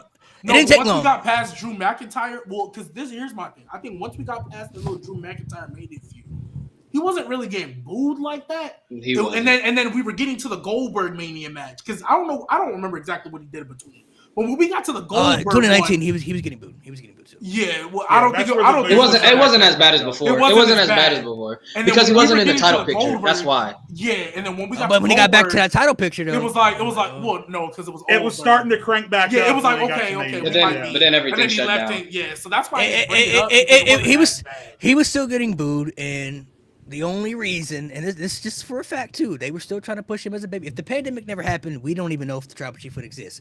Because the only reason they had Goldberg beat the Fiend was because they wanted Roman Reigns to be champion, and they didn't want Roman Reigns to beat the Fiend because if he had beat the Fiend, they would have booed him. He beats Goldberg though. Nobody gonna hate him if he beats Goldberg, so Goldberg can take the heat. It's the only reason. The only reason they did it. It's the only reason they did it. They still hated that man with a passion. They still hated Super Cena though too. I ain't gonna lie though, man. They did wipe that man's ass with that shirt, bro. Threw it back at him. That was ultimately disrespectful, bro. And Dookie stays on his shirt. I think Cena definitely wrestled more in hostile environments as well than Roman Reigns did. One Night Stand, Money in the Bank. I mean, every time they went to England or Canada, it was pretty ultimate heel heat. Menace brought up a good point too, like. They cheered for Triple H at WrestleMania over John Cena when Triple H had been reign of terror for the last almost damn near a couple of years, and they wanted Triple H to win over John Cena. They booed John Cena at the Hall of Fame the night Eddie Guerrero got inducted. That was crazy. So I mean, but Jade also brought up too. Triple H was still the babyface when he fought Roman. You're right, man. You're right. You're right. I'm not saying you're wrong. Cena, they brought up a good point. Roman, they brought up some good points as well. I mean, there was a lot of valid arguments you could say. You brought up the good arguments about how Roman Reigns is supposed to be another John Cena babyface, and they shitted all over it. You could make the argument too, and I was hoping one thing that Cena didn't bring up was they pretty much booed Roman Reigns in spite of John Cena because John Cena made it uncool when you become the guy. You start to get booed. He was the first one. They didn't boo The Rock. They didn't boo Stone Cold. They never booed Hulk Hogan when he was the guy. Bret Hart, Shawn Michaels, those guys got cheered. John Cena was the first guy. When you become the guy, we're going to turn on you and hate you. So I was kind of hoping they brought up that argument because once Roman became that guy, they hated Roman Reigns because they knew he was going to be the next company guy. So Cena did start that trend because now you see it kind of a little bit more often. Once people see that this company's about to be the guy, they even started it. They even started it with Braun Breaker in NXT because I think they knew Braun Breaker sucks. They turned him heel because they were like, oh well, he's that guy. So he started that trend.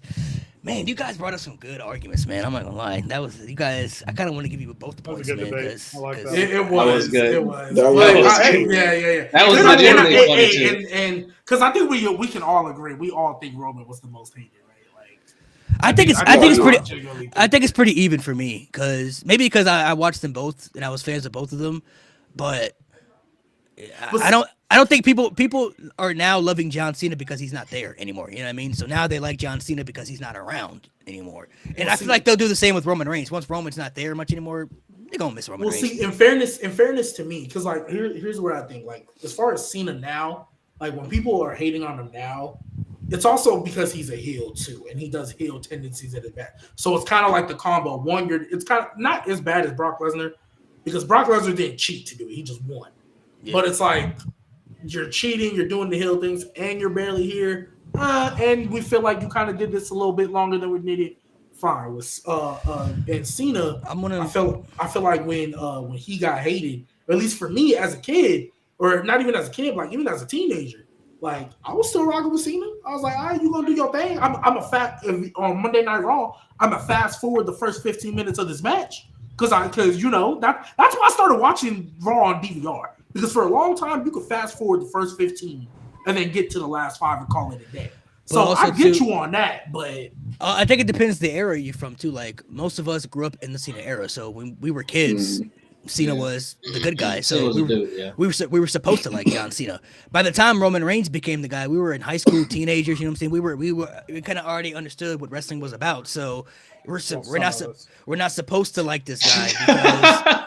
Well, I didn't say it. I was 20. I was 24 when Roman Reigns. Yeah, so 20. I didn't say it, Jay. I didn't say it, bro. In your 20s or a teenager, or whatever, we were starting to mature enough to where we kind of understood, what Roman Reigns was and why we kind of hated him. But if we had grew up during the Roman era, maybe we would have liked Roman because he was supposed to be the good guy. You know what I mean? So my only counterpoint to that would be because at least now most of us we're in our 20s. Maybe some people right about to get there. And Cody Rhodes is the biggest, like literally the exact blueprint of what you want a white meat baby face to be. Yeah. Right. Mm-hmm. And in this era, not only the kids, but us as adults. I mean, some of us, we might be like, man, pack that man up. But it's a very few.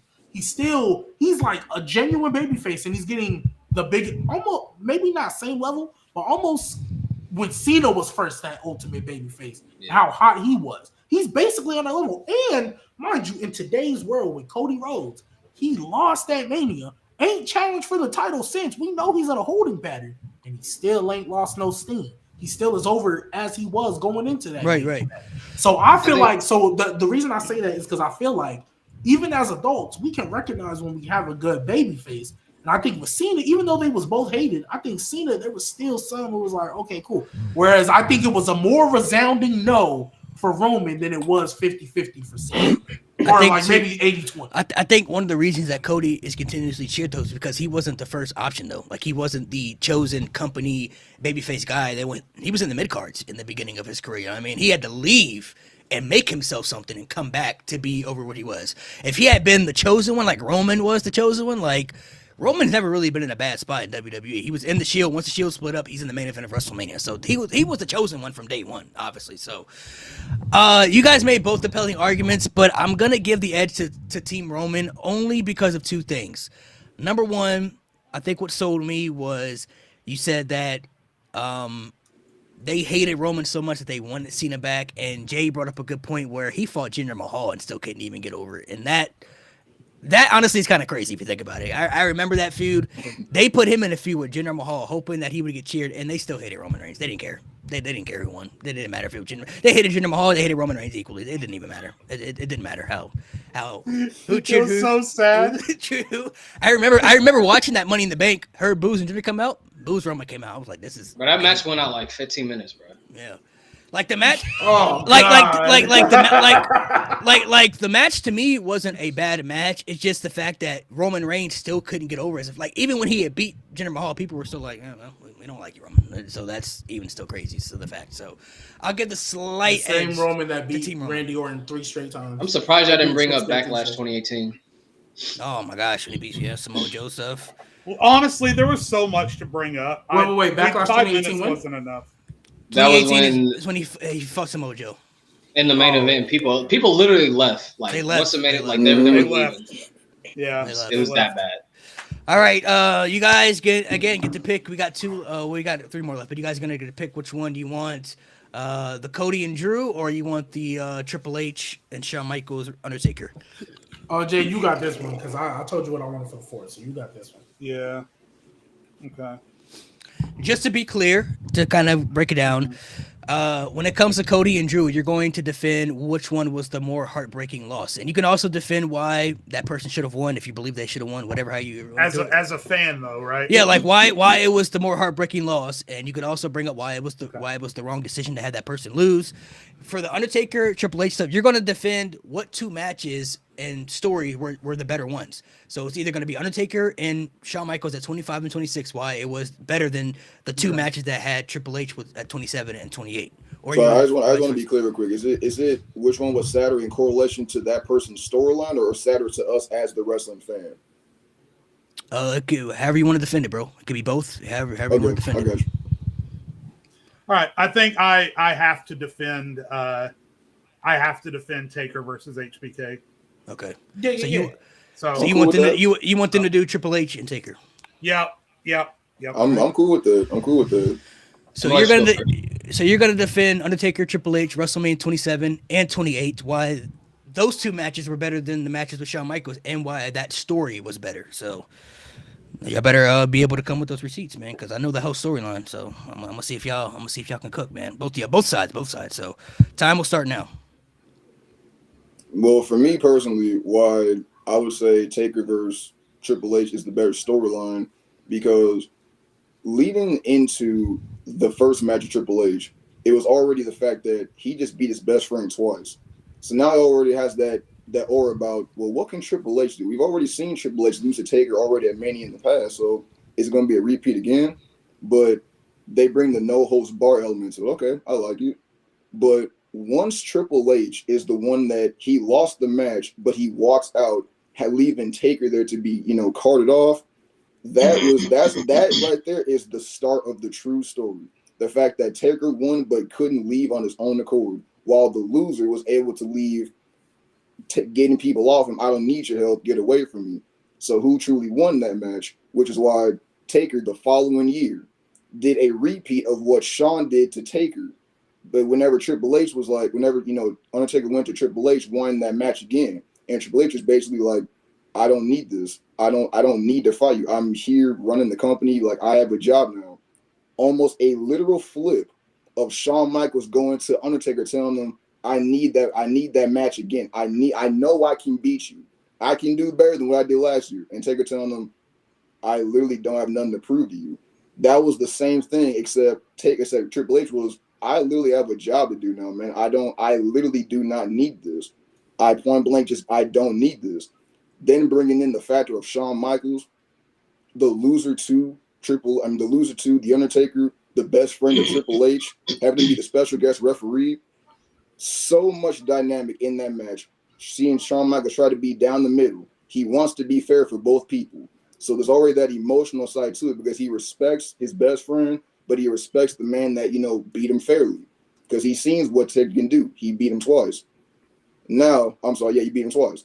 So now the match in the against Triple H, amazing storytelling. Triple H doing everything he can to keep the Undertaker down, and Shawn Michaels is damn near pleading Triple H, quit. You've done more than enough, man. Someone that did everything he could and couldn't keep him down is now pleading his best friend to not do any more damage because he believes that's too much. Amazing storytelling. But Taker keeps on kicking out. He keeps on kicking out. Then he rallies. Then we see what, in my opinion, is a top 3 near fall of all time. The Sweet Chin Music into the Pedigree combo, where Triple H covers the Undertaker, 1-2 kick out. That is God tier level storytelling. Even a tag team of DX could not keep down the Undertaker with one last gasp. That speaks a whole lot about the entirety of their feud. These 3 legends always doing what they feel like they need to do, but someone always kicking out. They never getting the job done. And then at the very end, the 3 legends, 3 of the greatest of all time, helping each other walk down the ring. And that was the end of the era. They all look at they look at the crowd, look at the Hell in a Cell, what they just did, look at each other as like, yeah, the culmination of our story is finally done. We are now at peace now. That's why I believe they had the better storyline and the better 2 consecutive WrestleMania matches. I mean, yeah, you pretty much hit on every point. I mean, the story. I mean, how many times have you seen Undertaker, like, basically tell an opponent, "I want to fight you," like, because I need my lick back? How many times has someone gotten under Undertaker's skin? How many times has somebody who has an advantage over the Undertaker just willingly walk away? It's like, no, I'm not going to do that. And that happened. That was that story. And the Hell in a Cell was the perfect culmination of that entire storyline. That was the perfect way to end it. Top 3 near fall of all time. An incredible match. I mean, and also you add in the little factor of Undertaker getting into Triple H's head and saying, "Well, you always knew that Shawn was better than you, right?" Like just the little things like that they would bring up throughout that feud. Which makes me believe that was the better part of that storyline.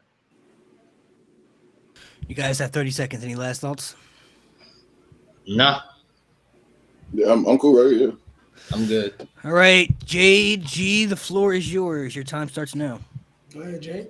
The one thing that I want to start with is really going back to the very beginning of the HBK Taker storyline, because I think a lot of people start that storyline at WrestleMania 25, and that comes nowhere close to encapsulating the whole thing and just how long-term and how heartfelt and how deep that rivalry runs. And I don't even have to go all the way back to In Your House and all that stuff, right? That stuff is in the past. Frankly, the build-up to those 2 WrestleMania matches started 2 years before the first one at the Royal Rumble in 2007. At the Royal Rumble in 2007 and at the Royal Rumble in 2008, Shawn Michaels and The Undertaker had what could very well be great WrestleMania matches in the middle of the Royal Rumble. Everyone else going at each other for 50+ minutes, of them can eliminate the other, and then finally one of them does. That all leads to WrestleMania 25, and then what can you say about WrestleMania 25? I mean, if everyone here were to name their top 5 WrestleMania matches ever, at least 3 and maybe all 5 of us would say WrestleMania 25. The pageantry, the match taking place in Texas, both of their home states, and then they go out there and prove that they are 2 of the best to ever do it one-on-one. And then you get the story from WrestleMania 25 to 26. We talked about how Triple H had a great story with The Undertaker wanting that second shot at Triple H. Well, it was easy for that story to be great when they already had the blueprint because they had already done it once. And I think they did it better because Shawn Michaels, for his entire year, from that Raw after WrestleMania to the next WrestleMania, his entire life's mission was to get one more shot at The Undertaker. One more chance. That's all I need. And then he finally gets to the Royal Rumble. He finally sees, this is my last shot. Taker's got the belt. I'm going to do it. And then when he gets eliminated and he slow motion is grasping at the ropes, I don't think I've ever been more emotionally destroyed than when I saw HBK's face when he realized he just lost his only shot. And then against the wall, with no other options left to him, he sneaks into the Elimination Chamber and costs The Undertaker the World Championship and another WrestleMania main event. Selfishly and foolishly throws away 20 years of friendship and respect with The Undertaker because nothing else matters except for me getting this one match. And then Taker finally says, fine, I'll do it, but if I beat you, you're gone. I wish anything in wrestling could duplicate the feeling that I had when Taker looked Shawn in his eyes and said, if I beat you, you're done. And then when it happened, my God, guys. We talk about Ric Flair's retirement match at WrestleMania, but when Shawn comes up and crawls on Undertaker and gives him one last taunt, and then Taker does a fucking jumping tombstone in the middle of the ring, 4 years of hatred culminating into one jumping tombstone with more authority than we've ever seen anyone hit a tombstone in their entire life. Classic, perfect, wouldn't change a thing. The best WrestleMania story I've ever seen told. I mean, Jay said most of it. I just want to piggyback off of one thing because when you, in a world now where you got your Sean Ross Shapps, your Melters, all these sites where everything gets reported backstage. I mean, yeah, you had the dirt sheets, right? Obviously not as big as it is now. At that time, you didn't know what was gonna happen. With that, because Jay talked about the story. I mean, the Slammy Awards when he accepted the award for great match, and then he come back. It's like I can beat you, and we have the the Elimination Chamber. When that stipulation gets set, you didn't know what was good. That was like maybe 25. You were probably pretty confident Undertaker was retained, keeping his streak. You got to that next one because we're thinking Shawn Michaels. He's still maybe not in the prime, but he's still cooking. Are they really gonna have Shawn Michaels retire when he's still got a lot more in the tank? Is this gonna be the one? Because they already had the match before. You know, like, hey, is Shawn really gonna lose twice and be done? Like legit done? That to me, because unfortunately, Triple H's career, like even though I think those stories were great as well. All right, your time is up. I'll let you finish your statement. Go ahead. Yeah, basically my point is, even though we had the Triple H story and all that was great, I think the genuine not knowing what's gonna happen with Shawn Michaels and is he really gonna retire? Are they really gonna pull that? Because we think he has a lot in the tank. I think that is what kind of elevates the first two over the next two. Sorry, G, I got carried away. No. I am emotionally invested in that story 15 years later. It's insane. You guys can start rebuttaling. Go ahead. Go ahead. Well, you could. You go. Oh, for sure. I think for me, and again, not taking anything away from, in my opinion, the greatest WrestleMania match might be of all time, but I think the fact that Taker had just retired Shawn Michaels, I think that brought a specific element to Triple H's storyline. The fact that if we just watch this man put on two of the greatest matches of all time, and he just retired this man, what could Triple H possibly do? And people universally say that Shawn Michaels is better than Triple H. So what could Triple H bring to this feud that makes me believe that he could actually win?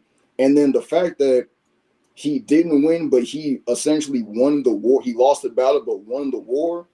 That aspect, directly leading from the fact that he retired Shawn Michaels, is why I think that adds a specific layer to Triple H's feud. Because then that made it, okay, if he's able to do this here, what else could he possibly do to potentially get the job done? And I think that all stems from the fact that he retired Shawn Michaels. Yeah, and I think you say you don't know if Shawn or Taker was going to win at 26. You could argue at 28. You didn't know it was end of an era. You didn't know if Taker was going to keep the streak or if Triple H was going to break the streak, because at the time it was like, all right, this is it. This is the end of an era. These three are ending this story. They're ending this era that they all were prominent in. So it could have gone either way, as seen with the Tombstone Pedigree combo. I think you can make that argument that that was as unpredictable, if it probably more unpredictable, in the sense that, oh shit, like this is it, because after you might as well end the streak here, because they're not doing anything after this the way the story's going, so you might as well end the streak right now. So I think that brought another layer of unpredictability to that story.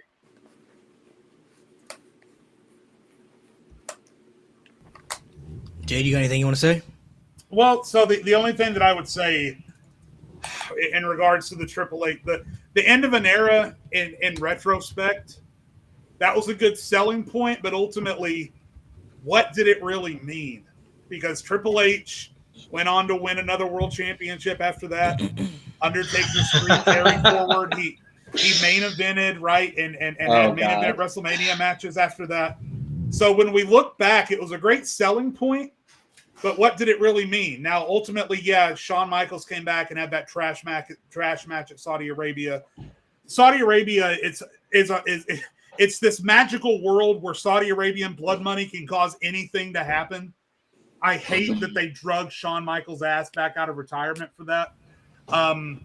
But at the time, you know, for 15 years after that, it felt like that was it.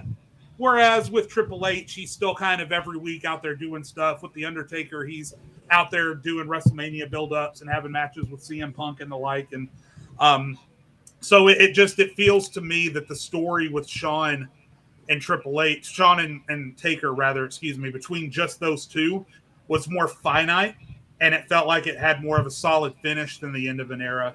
But you could argue Arabian blood money, you could argue either way. But you could argue end of an era just meant this is the last time, at the time, that we're going to tussle. The last time we're going to go. Obviously, 2018 happened. That we don't want to talk about that. But you could argue that was the last time we're going to see these three in the same story at the same time. And, you know, and these prominent roles of WrestleMania, like big time match between these two big icons of the Attitude Era. It's the last time we're going to see them come together. And in the end of this era of, I mean, you said it, from 2007 all the way to 2012. That could have been, you can also argue that was the end of that era, the era of, you have Undertaker feud with Shawn, then he feuds with Triple H. Triple H getting revenge for Shawn Michaels. So you can say that was the end of that era as well. So it doesn't necessarily have to mean like, oh, it was the end of Shawn Michaels, the end of Triple H, the end of Undertaker. Just the end of that collective story of all them together. Well, while I was away, I heard everything you said. I just obviously wasn't on camera. So the only thing I wanted to kind of address is when you reference like you feel like it could have been more unpredictable because you were saying it's the end of an era. Only reason why I disagree with that is because even though, yes, they called it end of an era, and I was very much like, I don't know what's going to happen. Like, are they actually, is this how you end it, right? Unintended. It was almost like, you know, I think it was a little bit less unpredictable only because they're literally calling it end of an era. Like, I don't know. When they announced Shawn Michaels possibly retiring, the reason I feel that was more unpredictable is I think universally we could all realize if let's just say they was back, but they're still going back for 5 years at the very least. Like, he still had a lot of gas in the tank. it didn't look like he was slowing down at all. Like maybe obviously not to a Randy extent now because Randy's still there, but I think he could have lasted another 5 years, been a couple more Manias, couple more programs, and been as elite as he was at that time. I think that what made that more unpredictable because like is Shawn Michaels really going to retire at the somewhat top of his game? Obviously, he's not true in his prime form, but we all recognize when he came back from him losing his smile, we all felt, if anything, you could argue some of his best matches, best feuds and all that came in that era, and he was still putting on the great in-ring matches that we've known him for. So to see that he's gonna retire, it's kind of like when we used LeBron James in an analogy earlier. LeBron James is still being efficient. You can say what you want about him. He's still playing on a top 10, top 15 level in year 20, which is unheard of, right? Imagine if LeBron goes through 2016 and 2017 at the top of his game, probably his most efficient, and then just says, all right, I'm out. We're like, what? Like, you still got more years in you. There's no way you can be done. We just saw you. We're still considering you the best in the world in 2016. That's how I feel it was with Shawn Michaels. I think we still were considering him. Oh, my goodness. I think we were still considering him one of the best in-ring performers still in the world at that point. So to see him go, I think it's like, oh, wow. Like, they actually did it. And I think that emotion mixed with how the whole story started, I think that's what gives it the slight edge. But don't get me wrong. When Triple H and them went at it, I didn't think Triple H was winning the first one. But that second one, I was like, he got to get it here, right? Like they gotta get it here, right? So I for sure I agree with everything you said. I'm not disagreeing, taking nothing away. I do think a lot of what you said does play. It does kind of help more so Triple H's case, only because of the fact that so many people recognize Shawn Michaels as the greatest, arguably of all time greatest in the world, type thing. So if it was like, if The Undertaker can beat this man twice, who's arguably the greatest of all time at this juncture in time, what can Triple H do? And people wasn't looking at Triple H, he was some bum. It was just the simple fact that he just be arguably the greatest of all time. So what can his best friend bring to the table that we've already seen him bring that's different this time around? So now that you have that, that specific factor into it, I think a lot of people were already kind of thinking about, okay, well, he's going to retire the other best friend. If he retired one best friend, he's clearly going to do the same thing to the other one. But on the flip side, it was, that best friend damn near retired the Undertaker, making him, how to get pulled out on the stretcher type thing. And so it was like that whole flip, like that 180 flip in story where this happened here, but this happened here, I think helped Triple H's case just a little bit more. Malik, you good? Yeah, I'm eating, bro. I'm hungry. Oh, my fault. You guys brought up some good points. I'm still listening. I'm listening too. Okay. I'm not gonna lie. I think Team Triple H got that one, bro. I think they had me sold in the beginning with Menace. He brought up a lot of good points about, the story where Triple H, beat the Undertaker, but Undertaker felt like he didn't win anything. You know what I mean? Because he didn't leave, WrestleMania under his own power. So Undertaker was the one who wanted to fight Triple H and put up the streak again when he really didn't have to, and Triple H didn't want to do it because he was now in a position of power where he didn't want to lose the Undertaker because in his mind he had to do, what he felt like he had to do, and that was end the Undertaker. And Menace also brought up a good point at WrestleMania, where Undertaker was doing pretty much everything he could to stay in it, and Triple H was beating that man down time and time again. He kept getting back up time and time again, and I think Team Triple H brought up more good points of why they thought the Triple H storyline was the better one. So I'm going to give that to them. So you guys have one more. We have the heartbreaking loss between Drew and Cody. So you guys can decide what G and Jade are going to defend, either Drew McIntyre or Cody Rhodes. Which do you feel you'd be easier arguing for? So this is we're just talking about heartbreak, right? Are we talking about the story and everything that followed? However you want to do it, bro. It's up to you. You got to convince me. That's what's getting me because I don't know if you want to break it down heartbreaking to us or heartbreaking you can to talk the about wrestler in you can talk about. relation to I mean, you can combine it to be both. You can talk about why it was heartbreaking to you and for the fans aspect. Why this could have been the right moment for Drew because it's in the UK. Why this could have been the right moment for Cody because it's his first big main event. Like however you want to break it down.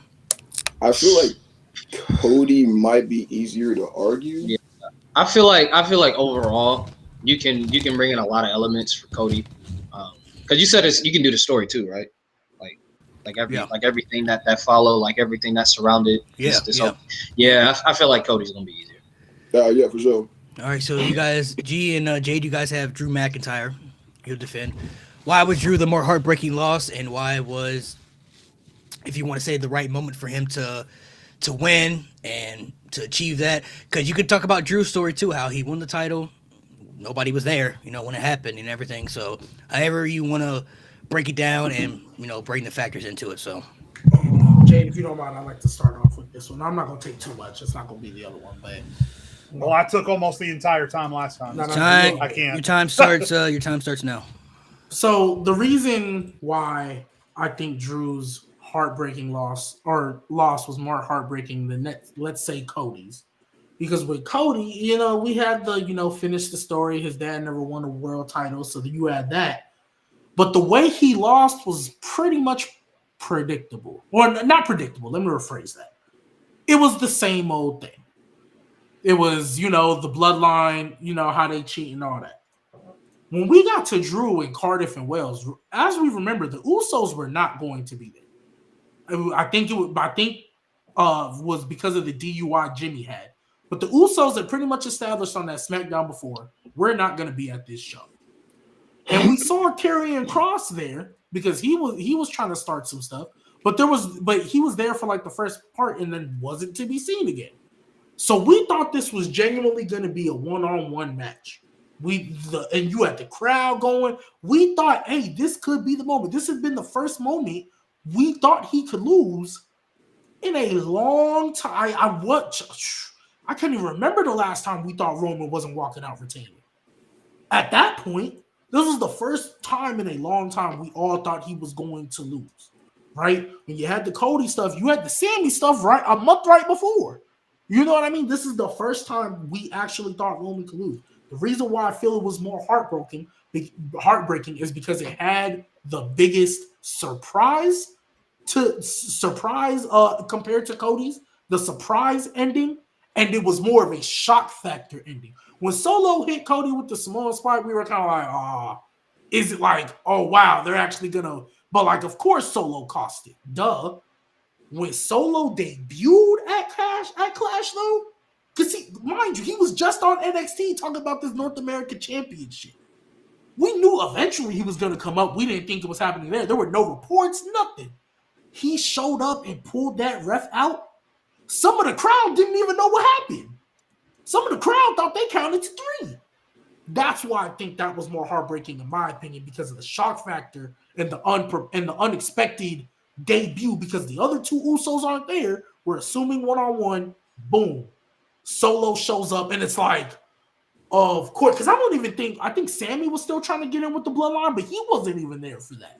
I think those were the beginning stages of Sammy, too. The pulling the ref out, nobody saw it coming. Nobody thought they would interfere. We thought the bloodline was gone. And then Solo shows up. That was so heartbreaking to see, because it was like, dang, finally have Roman one-on-one. Drew had all the momentum in his hometown. Boom. So, go ahead, Jay. I mean, do you guys remember that entrance at Clash of the Castle? Oh my God. Like when his old theme music hit and we saw the highlight of his career up to that point, and then the swords unsheath and the crowd goes absolutely bonkers.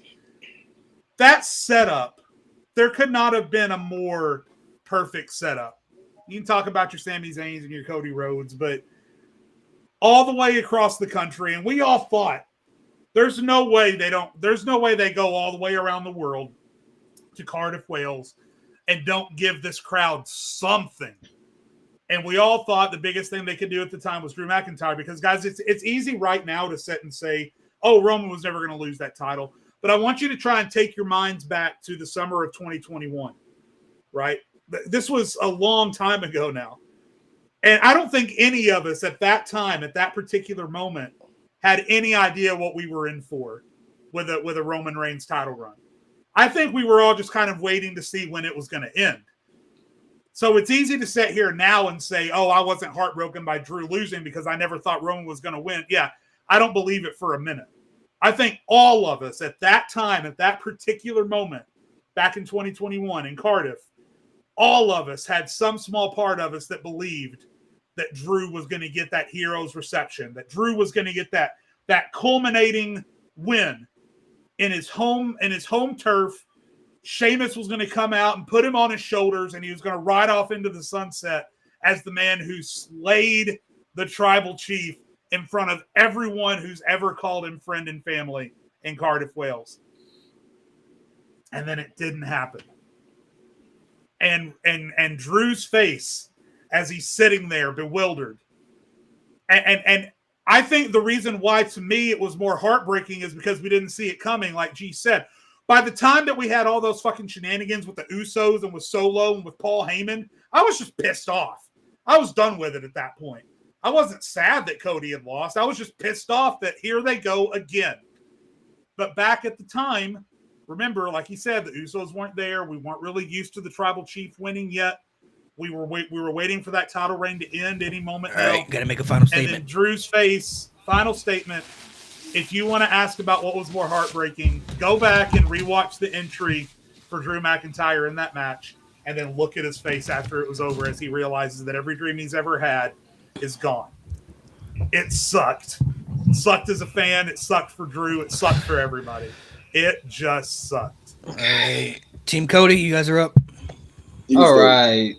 So you talk about, you want to talk about heartbreak. First of all, I got to get this out the way. Yes, it was in front of nobody, but Drew already had his world title reign. Twice. Mind you, twice. Cody, outside of Ring of Honor and somewhere else, never won a world title. Not even in AEW. He had this whole storyline. He had Stardust. He started his own promotion, got booed out of his own promotion, came back, tore his pec, wrestled Hell in a Cell through it, came back at the Royal Rumble, talked about his father. This dude cried every week. You want to talk about entrances. This man hugged. Bro, he went to Brody Lee Jr. in his entrance and lost in front of Brody Lee, bro. How more maniacal can you get, bro? I don't care about your friends and bro. Brody Lee Jr., bro, that's tough. And he had his weight belt, had all the companies that he did independence work for. Like, he was like, all right, this is his time. This is his time. It's finally, he's gonna finish the story, and it did not happen. And you want to talk about Solo coming out? I felt like when Solo came out Clash of the Castle, it was like that's how they do it. Because I feel like in the back of everyone's mind, it was like, I don't think they're going to really pull the trigger right now. It's just a matter of how they're going to do it. Like, okay, Uso's not here. Sammy's not here. Low blow, title, something. They're going to do something. Okay, Austin Theory going to mess this up. Oh, okay. Oh, Solo. That's how they do it. They got Solo on it. And so I think Cody's is more heartbreaking because Cody never won a world title in WWE, never won a world title in AEW. And the fact you just knew, it's like, damn, we got another year with Roman. We got an entire year with Roman as champion. And still, even to this day, you still got people thinking Cody's not going to finish the story. Again, that's how much damage and how heartbreaking that loss was for Cody Rhodes. You still got people saying, nah, he going to beat Hogan's record. Like, nah, bro. Like, that. The moment, I can't tell you, bro. I was watching WrestleMania with my brother, bro. I literally, I sat there for 5 minutes. Bro, this G-Baby, bro. After the show, this man didn't stop. This man was just... We was heartbroken, man. Everybody was heartbroken. You see that viral video of that one guy in the WrestleMania crowd when the pyro's going off? He's in the crowd. He's yelling at Roman. Bro, he's all heartbroken. Yeah, Drew McIntyre's was sad, but we all knew. At that point, you was like, all right, Cody got it at WrestleMania. They're doing this for Cody. Cody's going to come back and beat Roman. And then he didn't do it. And I was like, all right, heartbroken. That's my statement. I feel like for me, the reason why Cody's is way more sour than Drew was because, kind of piggybacking a little off what he said, we were ready to see like the finish of the redemption story of Cody Rhodes. We knew that he was someone that came from being a mid-carder. He had just a abysmal nothing, fodder ass gimmick, Stardust. Okay, that clearly wasn't nothing. But he starts his own company. Okay, he's making some of himself. He flourishes a little bit in that very company, but even though he doesn't win the world title, he doesn't really need to because of the presence that he built up. All right, now he returns back to WWE, and he's now a big star. He's what I guess people want him to be back, years ago. Okay, cool. So now he has that specific aura about him that people want to see Cody Rhodes succeed. They want to see him do what he didn't do, 5-6 years ago. Now he wins the Royal Rumble. Things are finally starting to go right for Cody Rhodes, man. This is gonna be Cody Rhodes' time. But then he ends up losing, and it's like, no way y'all just had this man lose at WrestleMania. The same way y'all have Roman beat any other typical guy with just solo interference. It was the fact that they were really making us feel and believe by having Roman talk about, have you ever even won that one? Have you competed for this one right here? Like, just rubbing in the face that Cody has never competed for a WWE title. So making us believe he is actually going to beat Roman. Because at that point, I think he was champ for 2 years. So there is no way people believe he was going to be champion for 3 whole years. Then when he loses, it's like, dog, ain't no way Cody Rhodes is about to go through this again. Like, Cody Rhodes is about to go through a whole nother slump where he is close to getting, something going, and then just is at the bottom of the barrel again. And then just seeing the look of just on Cody Rhodes' face as like he understands, yeah, I'm gonna have to go through this all over again to get back to the top. That's why for me, I think Cody is slightly sadder than Roman. Than Drew, my bad. All right, if you guys have some rebuttals, if you guys something you want to point out. Yeah, I always worry when we're having conversations like this, and I kind of mentioned this at the beginning, but these things happen so far apart, right? And I feel like and to correct you earlier, Drew was in 2022, not 2021. So, clutch the cast. Okay, granted, but still, there's still the issue of recency bias. And the thing with Drew too is that Cody came out the very next night on Raw and prophesized, you're going to lose everybody, and I'm going to be right there, and and kind of made it obvious that title was still coming to Cody. Now, granted, now with the fucking Rock and CM Punk and fucking everything up, who knows what's going to happen. But at least right after we had this feeling that Cody Rhodes was still destined to win that title. And then Drew goes to his home country, loses in front of all of his family and friends, doesn't capitalize on his comeback story, and then basically falls back down to the bottom of the ladder. And I'm talking in story and out of story, where none of us are deaf or dumb. We know about the reports, right? We know where Drew McIntyre's head was at. We know what his thinking was there for a long time, and he was off TV for a long time. And we saw how he was booked, and we saw that he was just in a go-nowhere feud with Karrion Kross and a go-nowhere feud with whoever else. I don't even remember. But to be able to see that Cody maybe still has a chance, and okay, he's still working Roman and he's still doing all this stuff, and then Drew loses in front of everyone he's ever loved and then falls back down to the bottom of the ladder for it because Solo Sikoa decided he wanted to be big time. It's just so disappointing. So disappointing. Well, I will rebuttal that. What I said earlier, man, Drew McIntyre. Think about Drew. He had his world title run. Yeah, he didn't have it in front of nobody. But we act like Drew didn't have a chance to win the world title in front of anybody. Like he wasn't feuding with Bobby Lashley once they got back in front of the fans. He had a chance to win that world title at WrestleMania. He just came up short. Cody had one opportunity at WrestleMania, and it was after Roman beat Drew, which makes it more heartbreaking because you're like, okay, he beat Drew. They're setting this up for Cody. They're setting this up for Mania. If it's not The Rock, they're setting it up for Mania. Mania is the time. And Cody wins the Rumble. Oh, great. Rock's not coming back. This is Cody's time. They done sacrificed Drew. Awesome. Cody loses. Like, oh my God, we got to go through all this again, all this setbacks. Cody's never won a world title in front of tens of thousands of people. He's never had the confetti come down raising the world title. He's never had that. He's never closed out a WrestleMania, period. Never closed out a WrestleMania with the world title. He's like, damn, Drew did that already. And Drew had his chance. He could have won it at 37. He did it. He's a two-time world champion. He could have won a world championship at 37. And the fact that they didn't do it, the fact that we have to go through all this again, and the fact that people even that it scarred people so much. The fact that people think that Cody's still going to lose if he even faces Roman at WrestleMania, which now with The Rock coming back, it seems it's more heartbreaking. I would just say that we've had people on this panel say before on our shows that wrestling isn't wrestling without the fans, right? And yet now we're saying with or without fans, Drew had his moment. He didn't need this moment. Are you kidding me? He won a world championship. We're comparing a win in front of nobody and then a win in front of TV screens.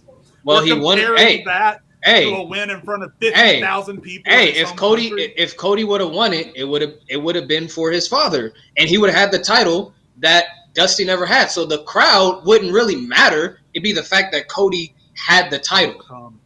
It would be, and that's if Cody won the world title in front of nobody, it would not be the same. Come on now. It would not be the same. And that's why it's heartbreaking, because he was doing it for his father, and the fact that he couldn't do it for his father. Drew McIntyre, he won the damn title. Yeah, it was in front of nobody. Like I said, he had another shot. You could have pulled the trigger at WrestleMania 37. Cody didn't get another shot, which makes it even more heartbreaking. And the fact that now The Rock might come back and take his spot, and Cody might not get that opportunity, makes it even more heartbreaking. Drew McIntyre, you had your chance. You could have pulled it before Roman, but they decided they wanted to go with Bobby. Somebody remind me, and I'm going somewhere. Where's Cody from? It's Atlanta, right? Georgia. He's from Georgia. Atlanta, Georgia. Can you imagine if WrestleMania last year had been in Atlanta? Can you imagine Cody's face if that had been Brody Lee and all that stuff? Yeah, but if that had been in Atlanta, Drew was in front of everybody. He had the hopes and the pride of 50,000 people on his shoulders. And Cody had the hopes and prides of his father, Dusty Rhodes. But also, too, another aspect of the Rhodes family. I think another his dead father. Another aspect that I think we're forgetting is, remember, we knew the bloodline was going to be there in some way, shape, or form. We knew how it worked. In Cardiff, we thought there was none. We thought, yes, finally, a one-on-one match. Roman gotta lose here now because the bloodline ain't there to save him. Boom, Solo. The shock factor, I think, is what we're forgetting. Not just the win itself, but why they lost and how they lost. Him losing to Solo after he got banned from ringside, even though you could question how stupid that was. We knew the bloodline was gonna be there regardless. So Solo costed Cody. He had already been established.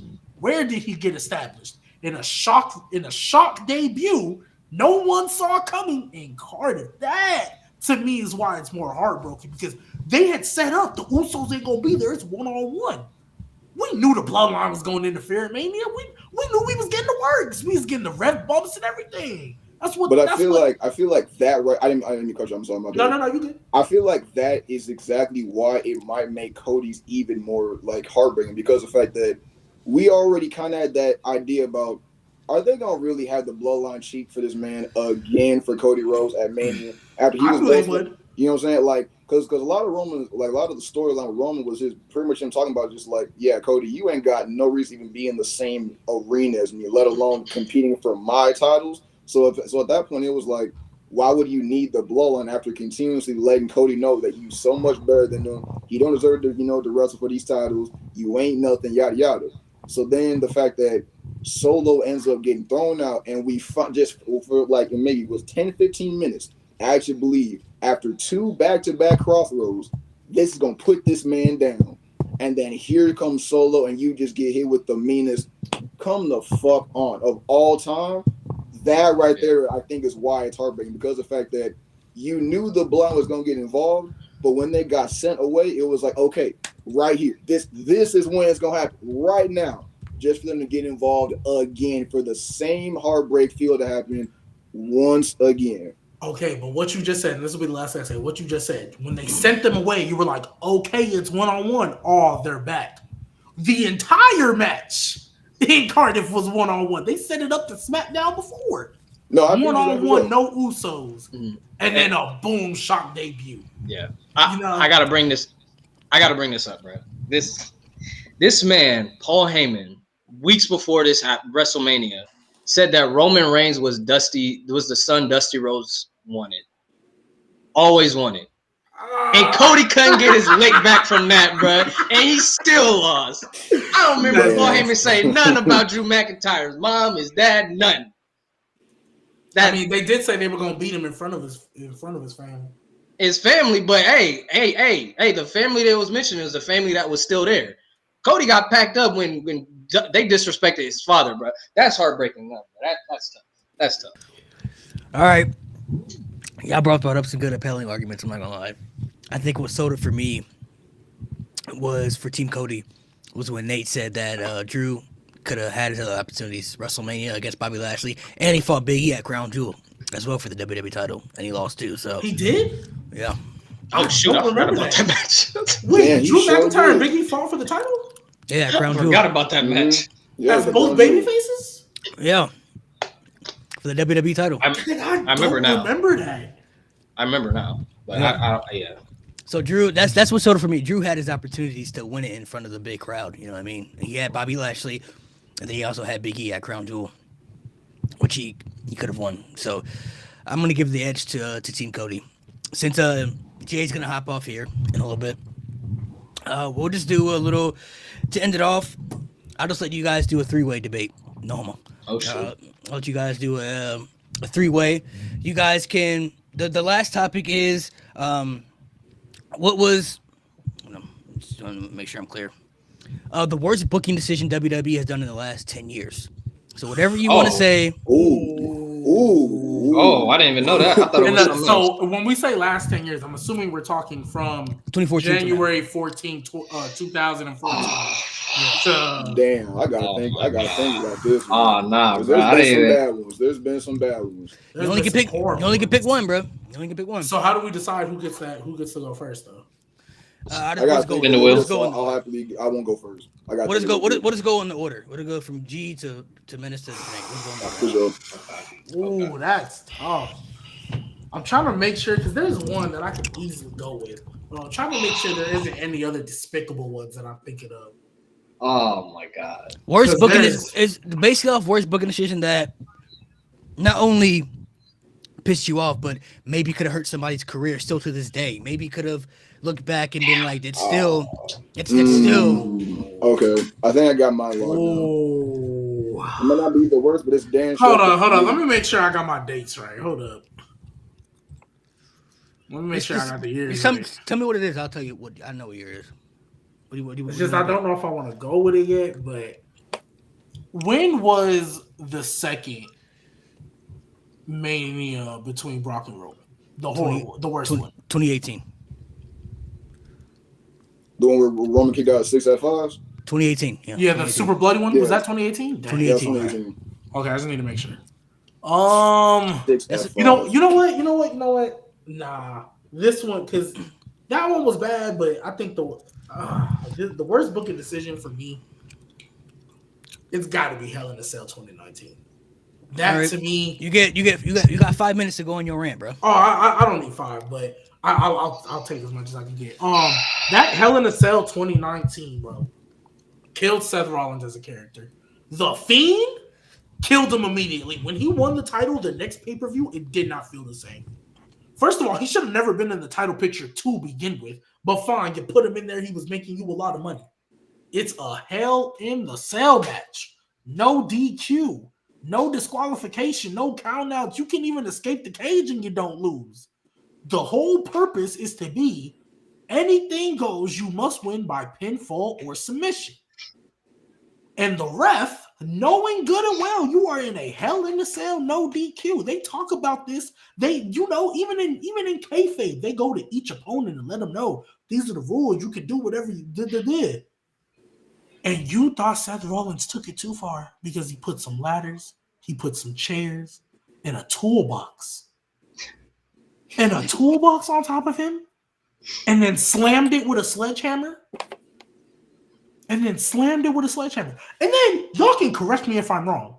After everything was over, did the Fiend not sit up or pop up or disappear or something like that? He attacked Seth Rollins and then he made him bleed in it, like with the mouth and stuff. Like he. So clearly he was fine. Clearly he was fine. And not only was he fine, you know how long it took for Seth Rollins to find? Like, bro, I know the Fiend took a nap. I know Bray Wyatt took a nap just laying there. Because that took, that is the worst booking decision ever. How do you end a no disqualification match in a no contest? That makes no sense. It makes no sense. That to me is the worst, because, and it's also because of the ramifications. The Fiend, even though people still loved him, he was not the same after that.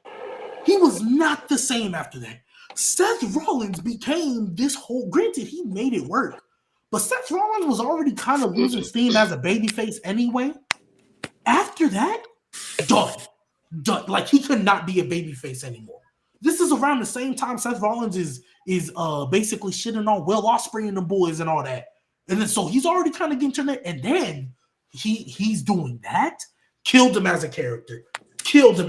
We know Seth Rollins said in the interview that's not the vision they wanted. So it's not his fault, but it killed him as a character. Now, we got something good out of it. We got Monday Night Messiah, which is fine.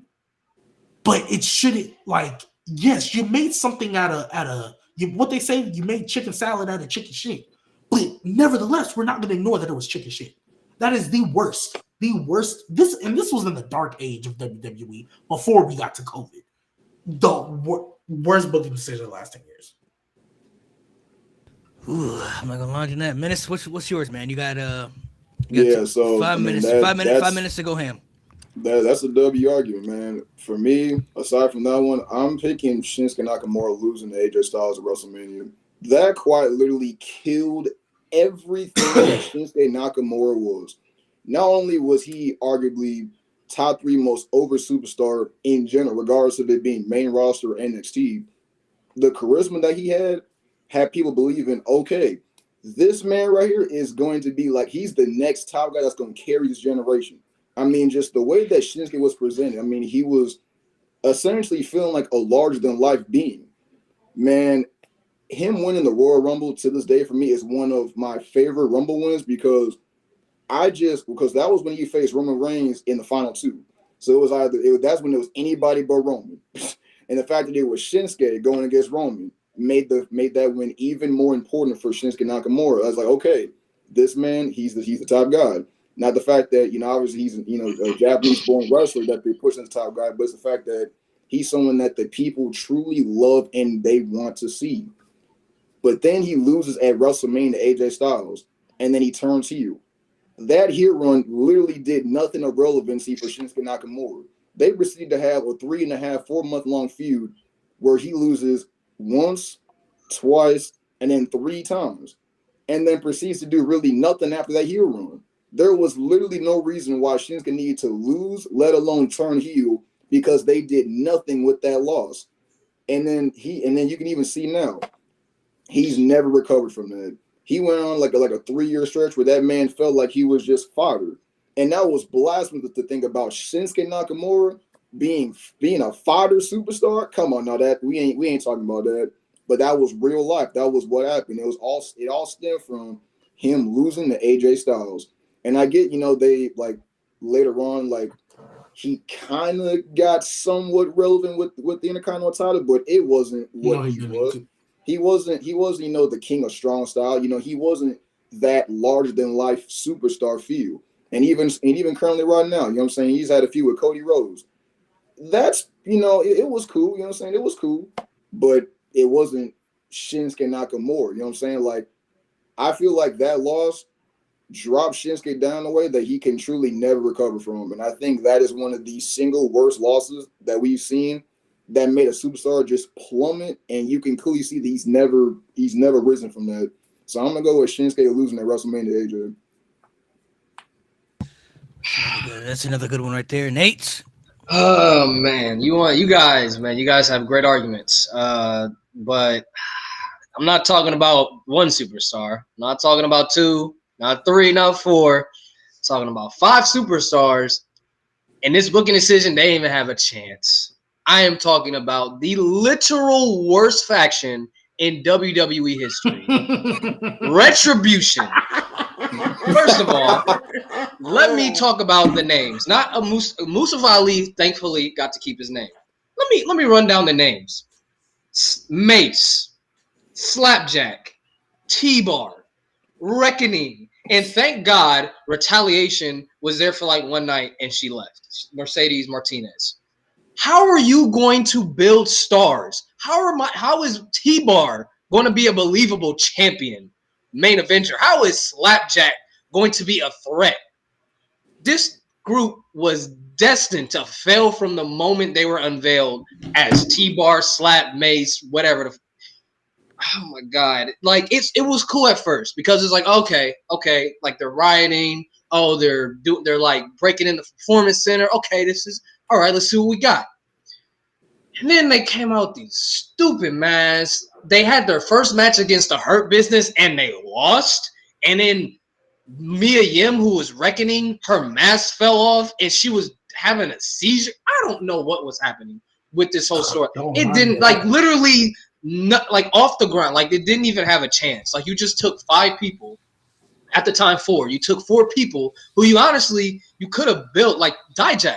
Like you know how long it took Dijak to actually get back to what he was in Black and Gold after T-Bar? This man shaved his head just to be in this group, just to fit this character. Slapjack didn't even have a chance. He got released. Mia Yim, she got released. Like this Mace turned into Maximum Elvados, wasn't doing anything for the longest time. They didn't even have a chance. At least Shinsuke went on to win Intercontinental Championship. At least Seth Rollins turned into the Messiah. At least Bray Wyatt was still over with the crowds. They didn't have nothing. They didn't have a chance.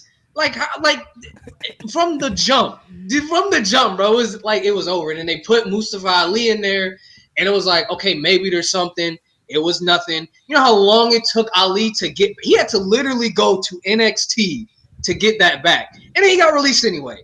And now we're just now Mustafa Ali's finally getting he's finally getting that push. He's finally becoming what he should have been in WWE. But that has to be literally the worst thing WWE's done in the past 10 years. It helped nobody. They had one pay-per-view match, and it was versus Bobby Lashley, and Slapjack got slapped. You had Slapjack challenging for the United States Championship. This group was doomed from the start. It has no. Didn't T-Bar and the other guy, didn't they get a tag team title shot one time? I think that it wasn't on pay-per-view. It wasn't on pay-per-view. It wasn't on pay-per-view. Oh my gosh, yeah. That was some dark times. There's no upside. I'm saying there's no upside to this story. There's literally no upside to this story. You know where I thought you were gonna go, Nate? I thought you were gonna go Kofi 8 seconds. That's where I thought you were going. I was gonna go at first, but that's too easy. That's too easy. At least Kofi is still around and still has. And he never really lost anything from it. It was just unfortunate. It was just unfortunate. It was unfortunately, but there's no upside to Retribution. I guarantee if they would have given Kofi at bare minimum a 10-minute match, just have him go out there and coolly try to win, knowing that he's probably gonna lose. I feel like people would be like, "Damn, Kofi lost," but no one would nearly have cared that much. You know what's crazy? I'll never forget that night because after they announced the title, they went to commercial. So let's say the show started at 7. They went to commercial at 8:52, and I was like. Yeah.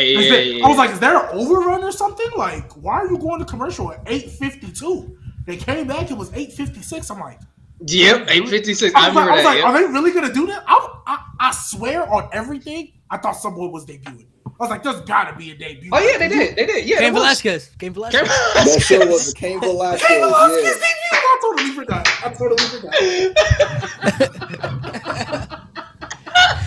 Okay, so you know what I thought? I thought Cain Velasquez was going to debut to keep the match from happening.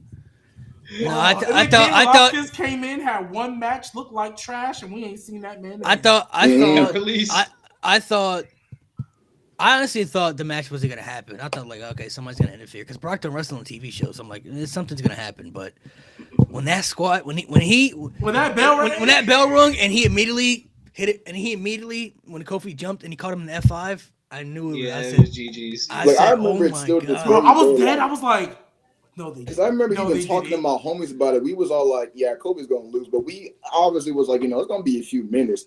I swear on everything. I was on my phone just like this, right? The bell rang. I looked up, and he's caught in the F5. And I'm like, what the fuck? And then Matt gone. Just over, gone. Match I done, had Bro, been I'm that not gonna jaw lie. I'm drop not gonna lie. in I get at that time Vince was running everything in his but like there's no way people was back there like, yeah, Vince, that's a great idea. Like, there's no way, bro. Nah, absolutely There's not. no. Those are Nah, one of Vince- those decisions.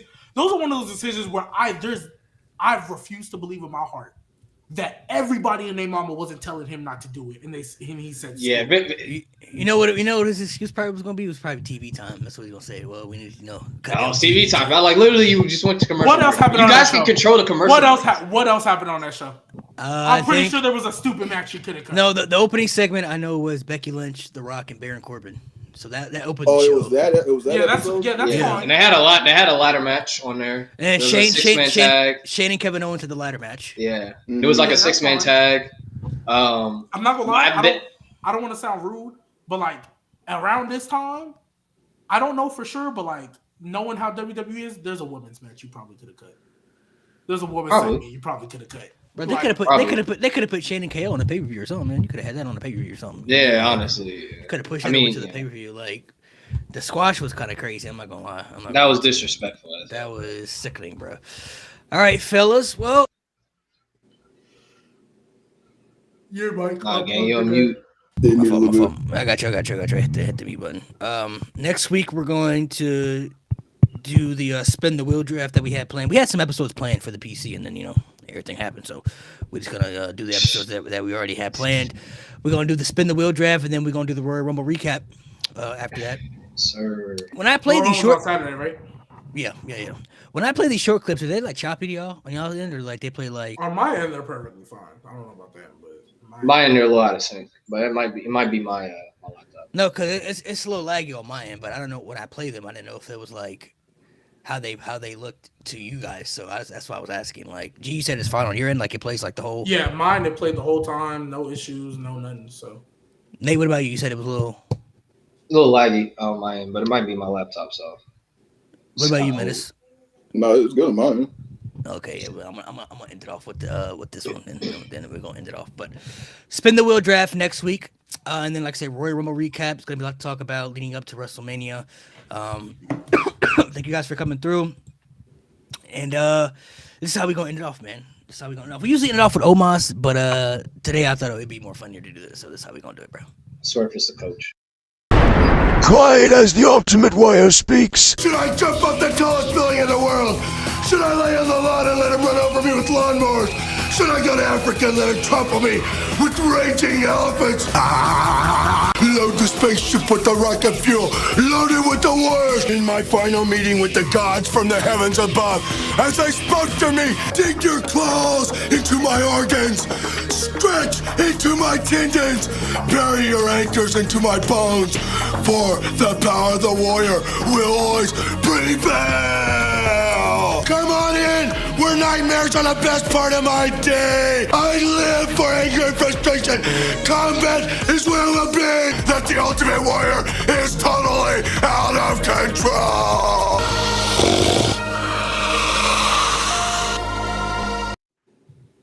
Oh, man, that Ultimate Warrior, man. Crack was a hell of a drug. Yo, hey, before we get off air, shout out, and I'm gonna say this again. Shout out El Paso, Texas legend Aaron Jones picking on these Cowboys. Boy, that's what I'm talking about, Aaron Jones. El Paso legend.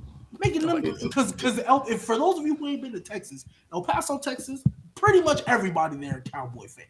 Oh, Aaron Jones, born and raised in El Paso, Texas, went to UTEP in El Paso, Texas, right? UTEP in El Paso, for those of you who don't know. He is playing the Cowboys right now and dicking on them. Hell yeah, boy. Yeah, 30-40-10.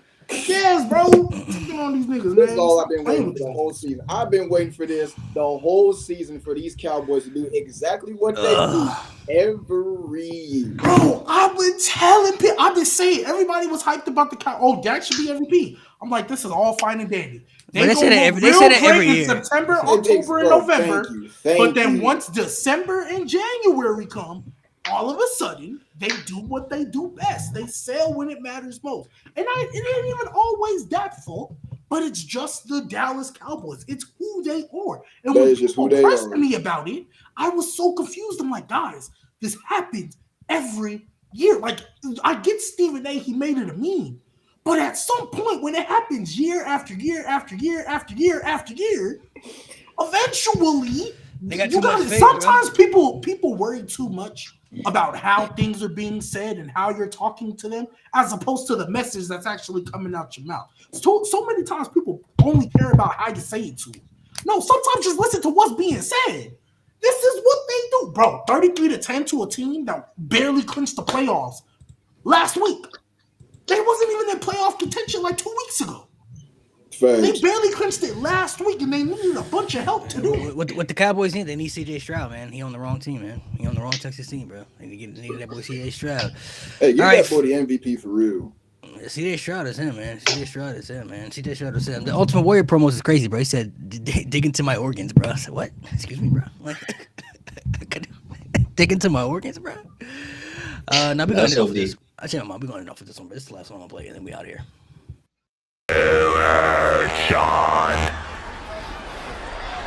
Nigga, nigga, nigga, nigga, nigga, nigga, nigga.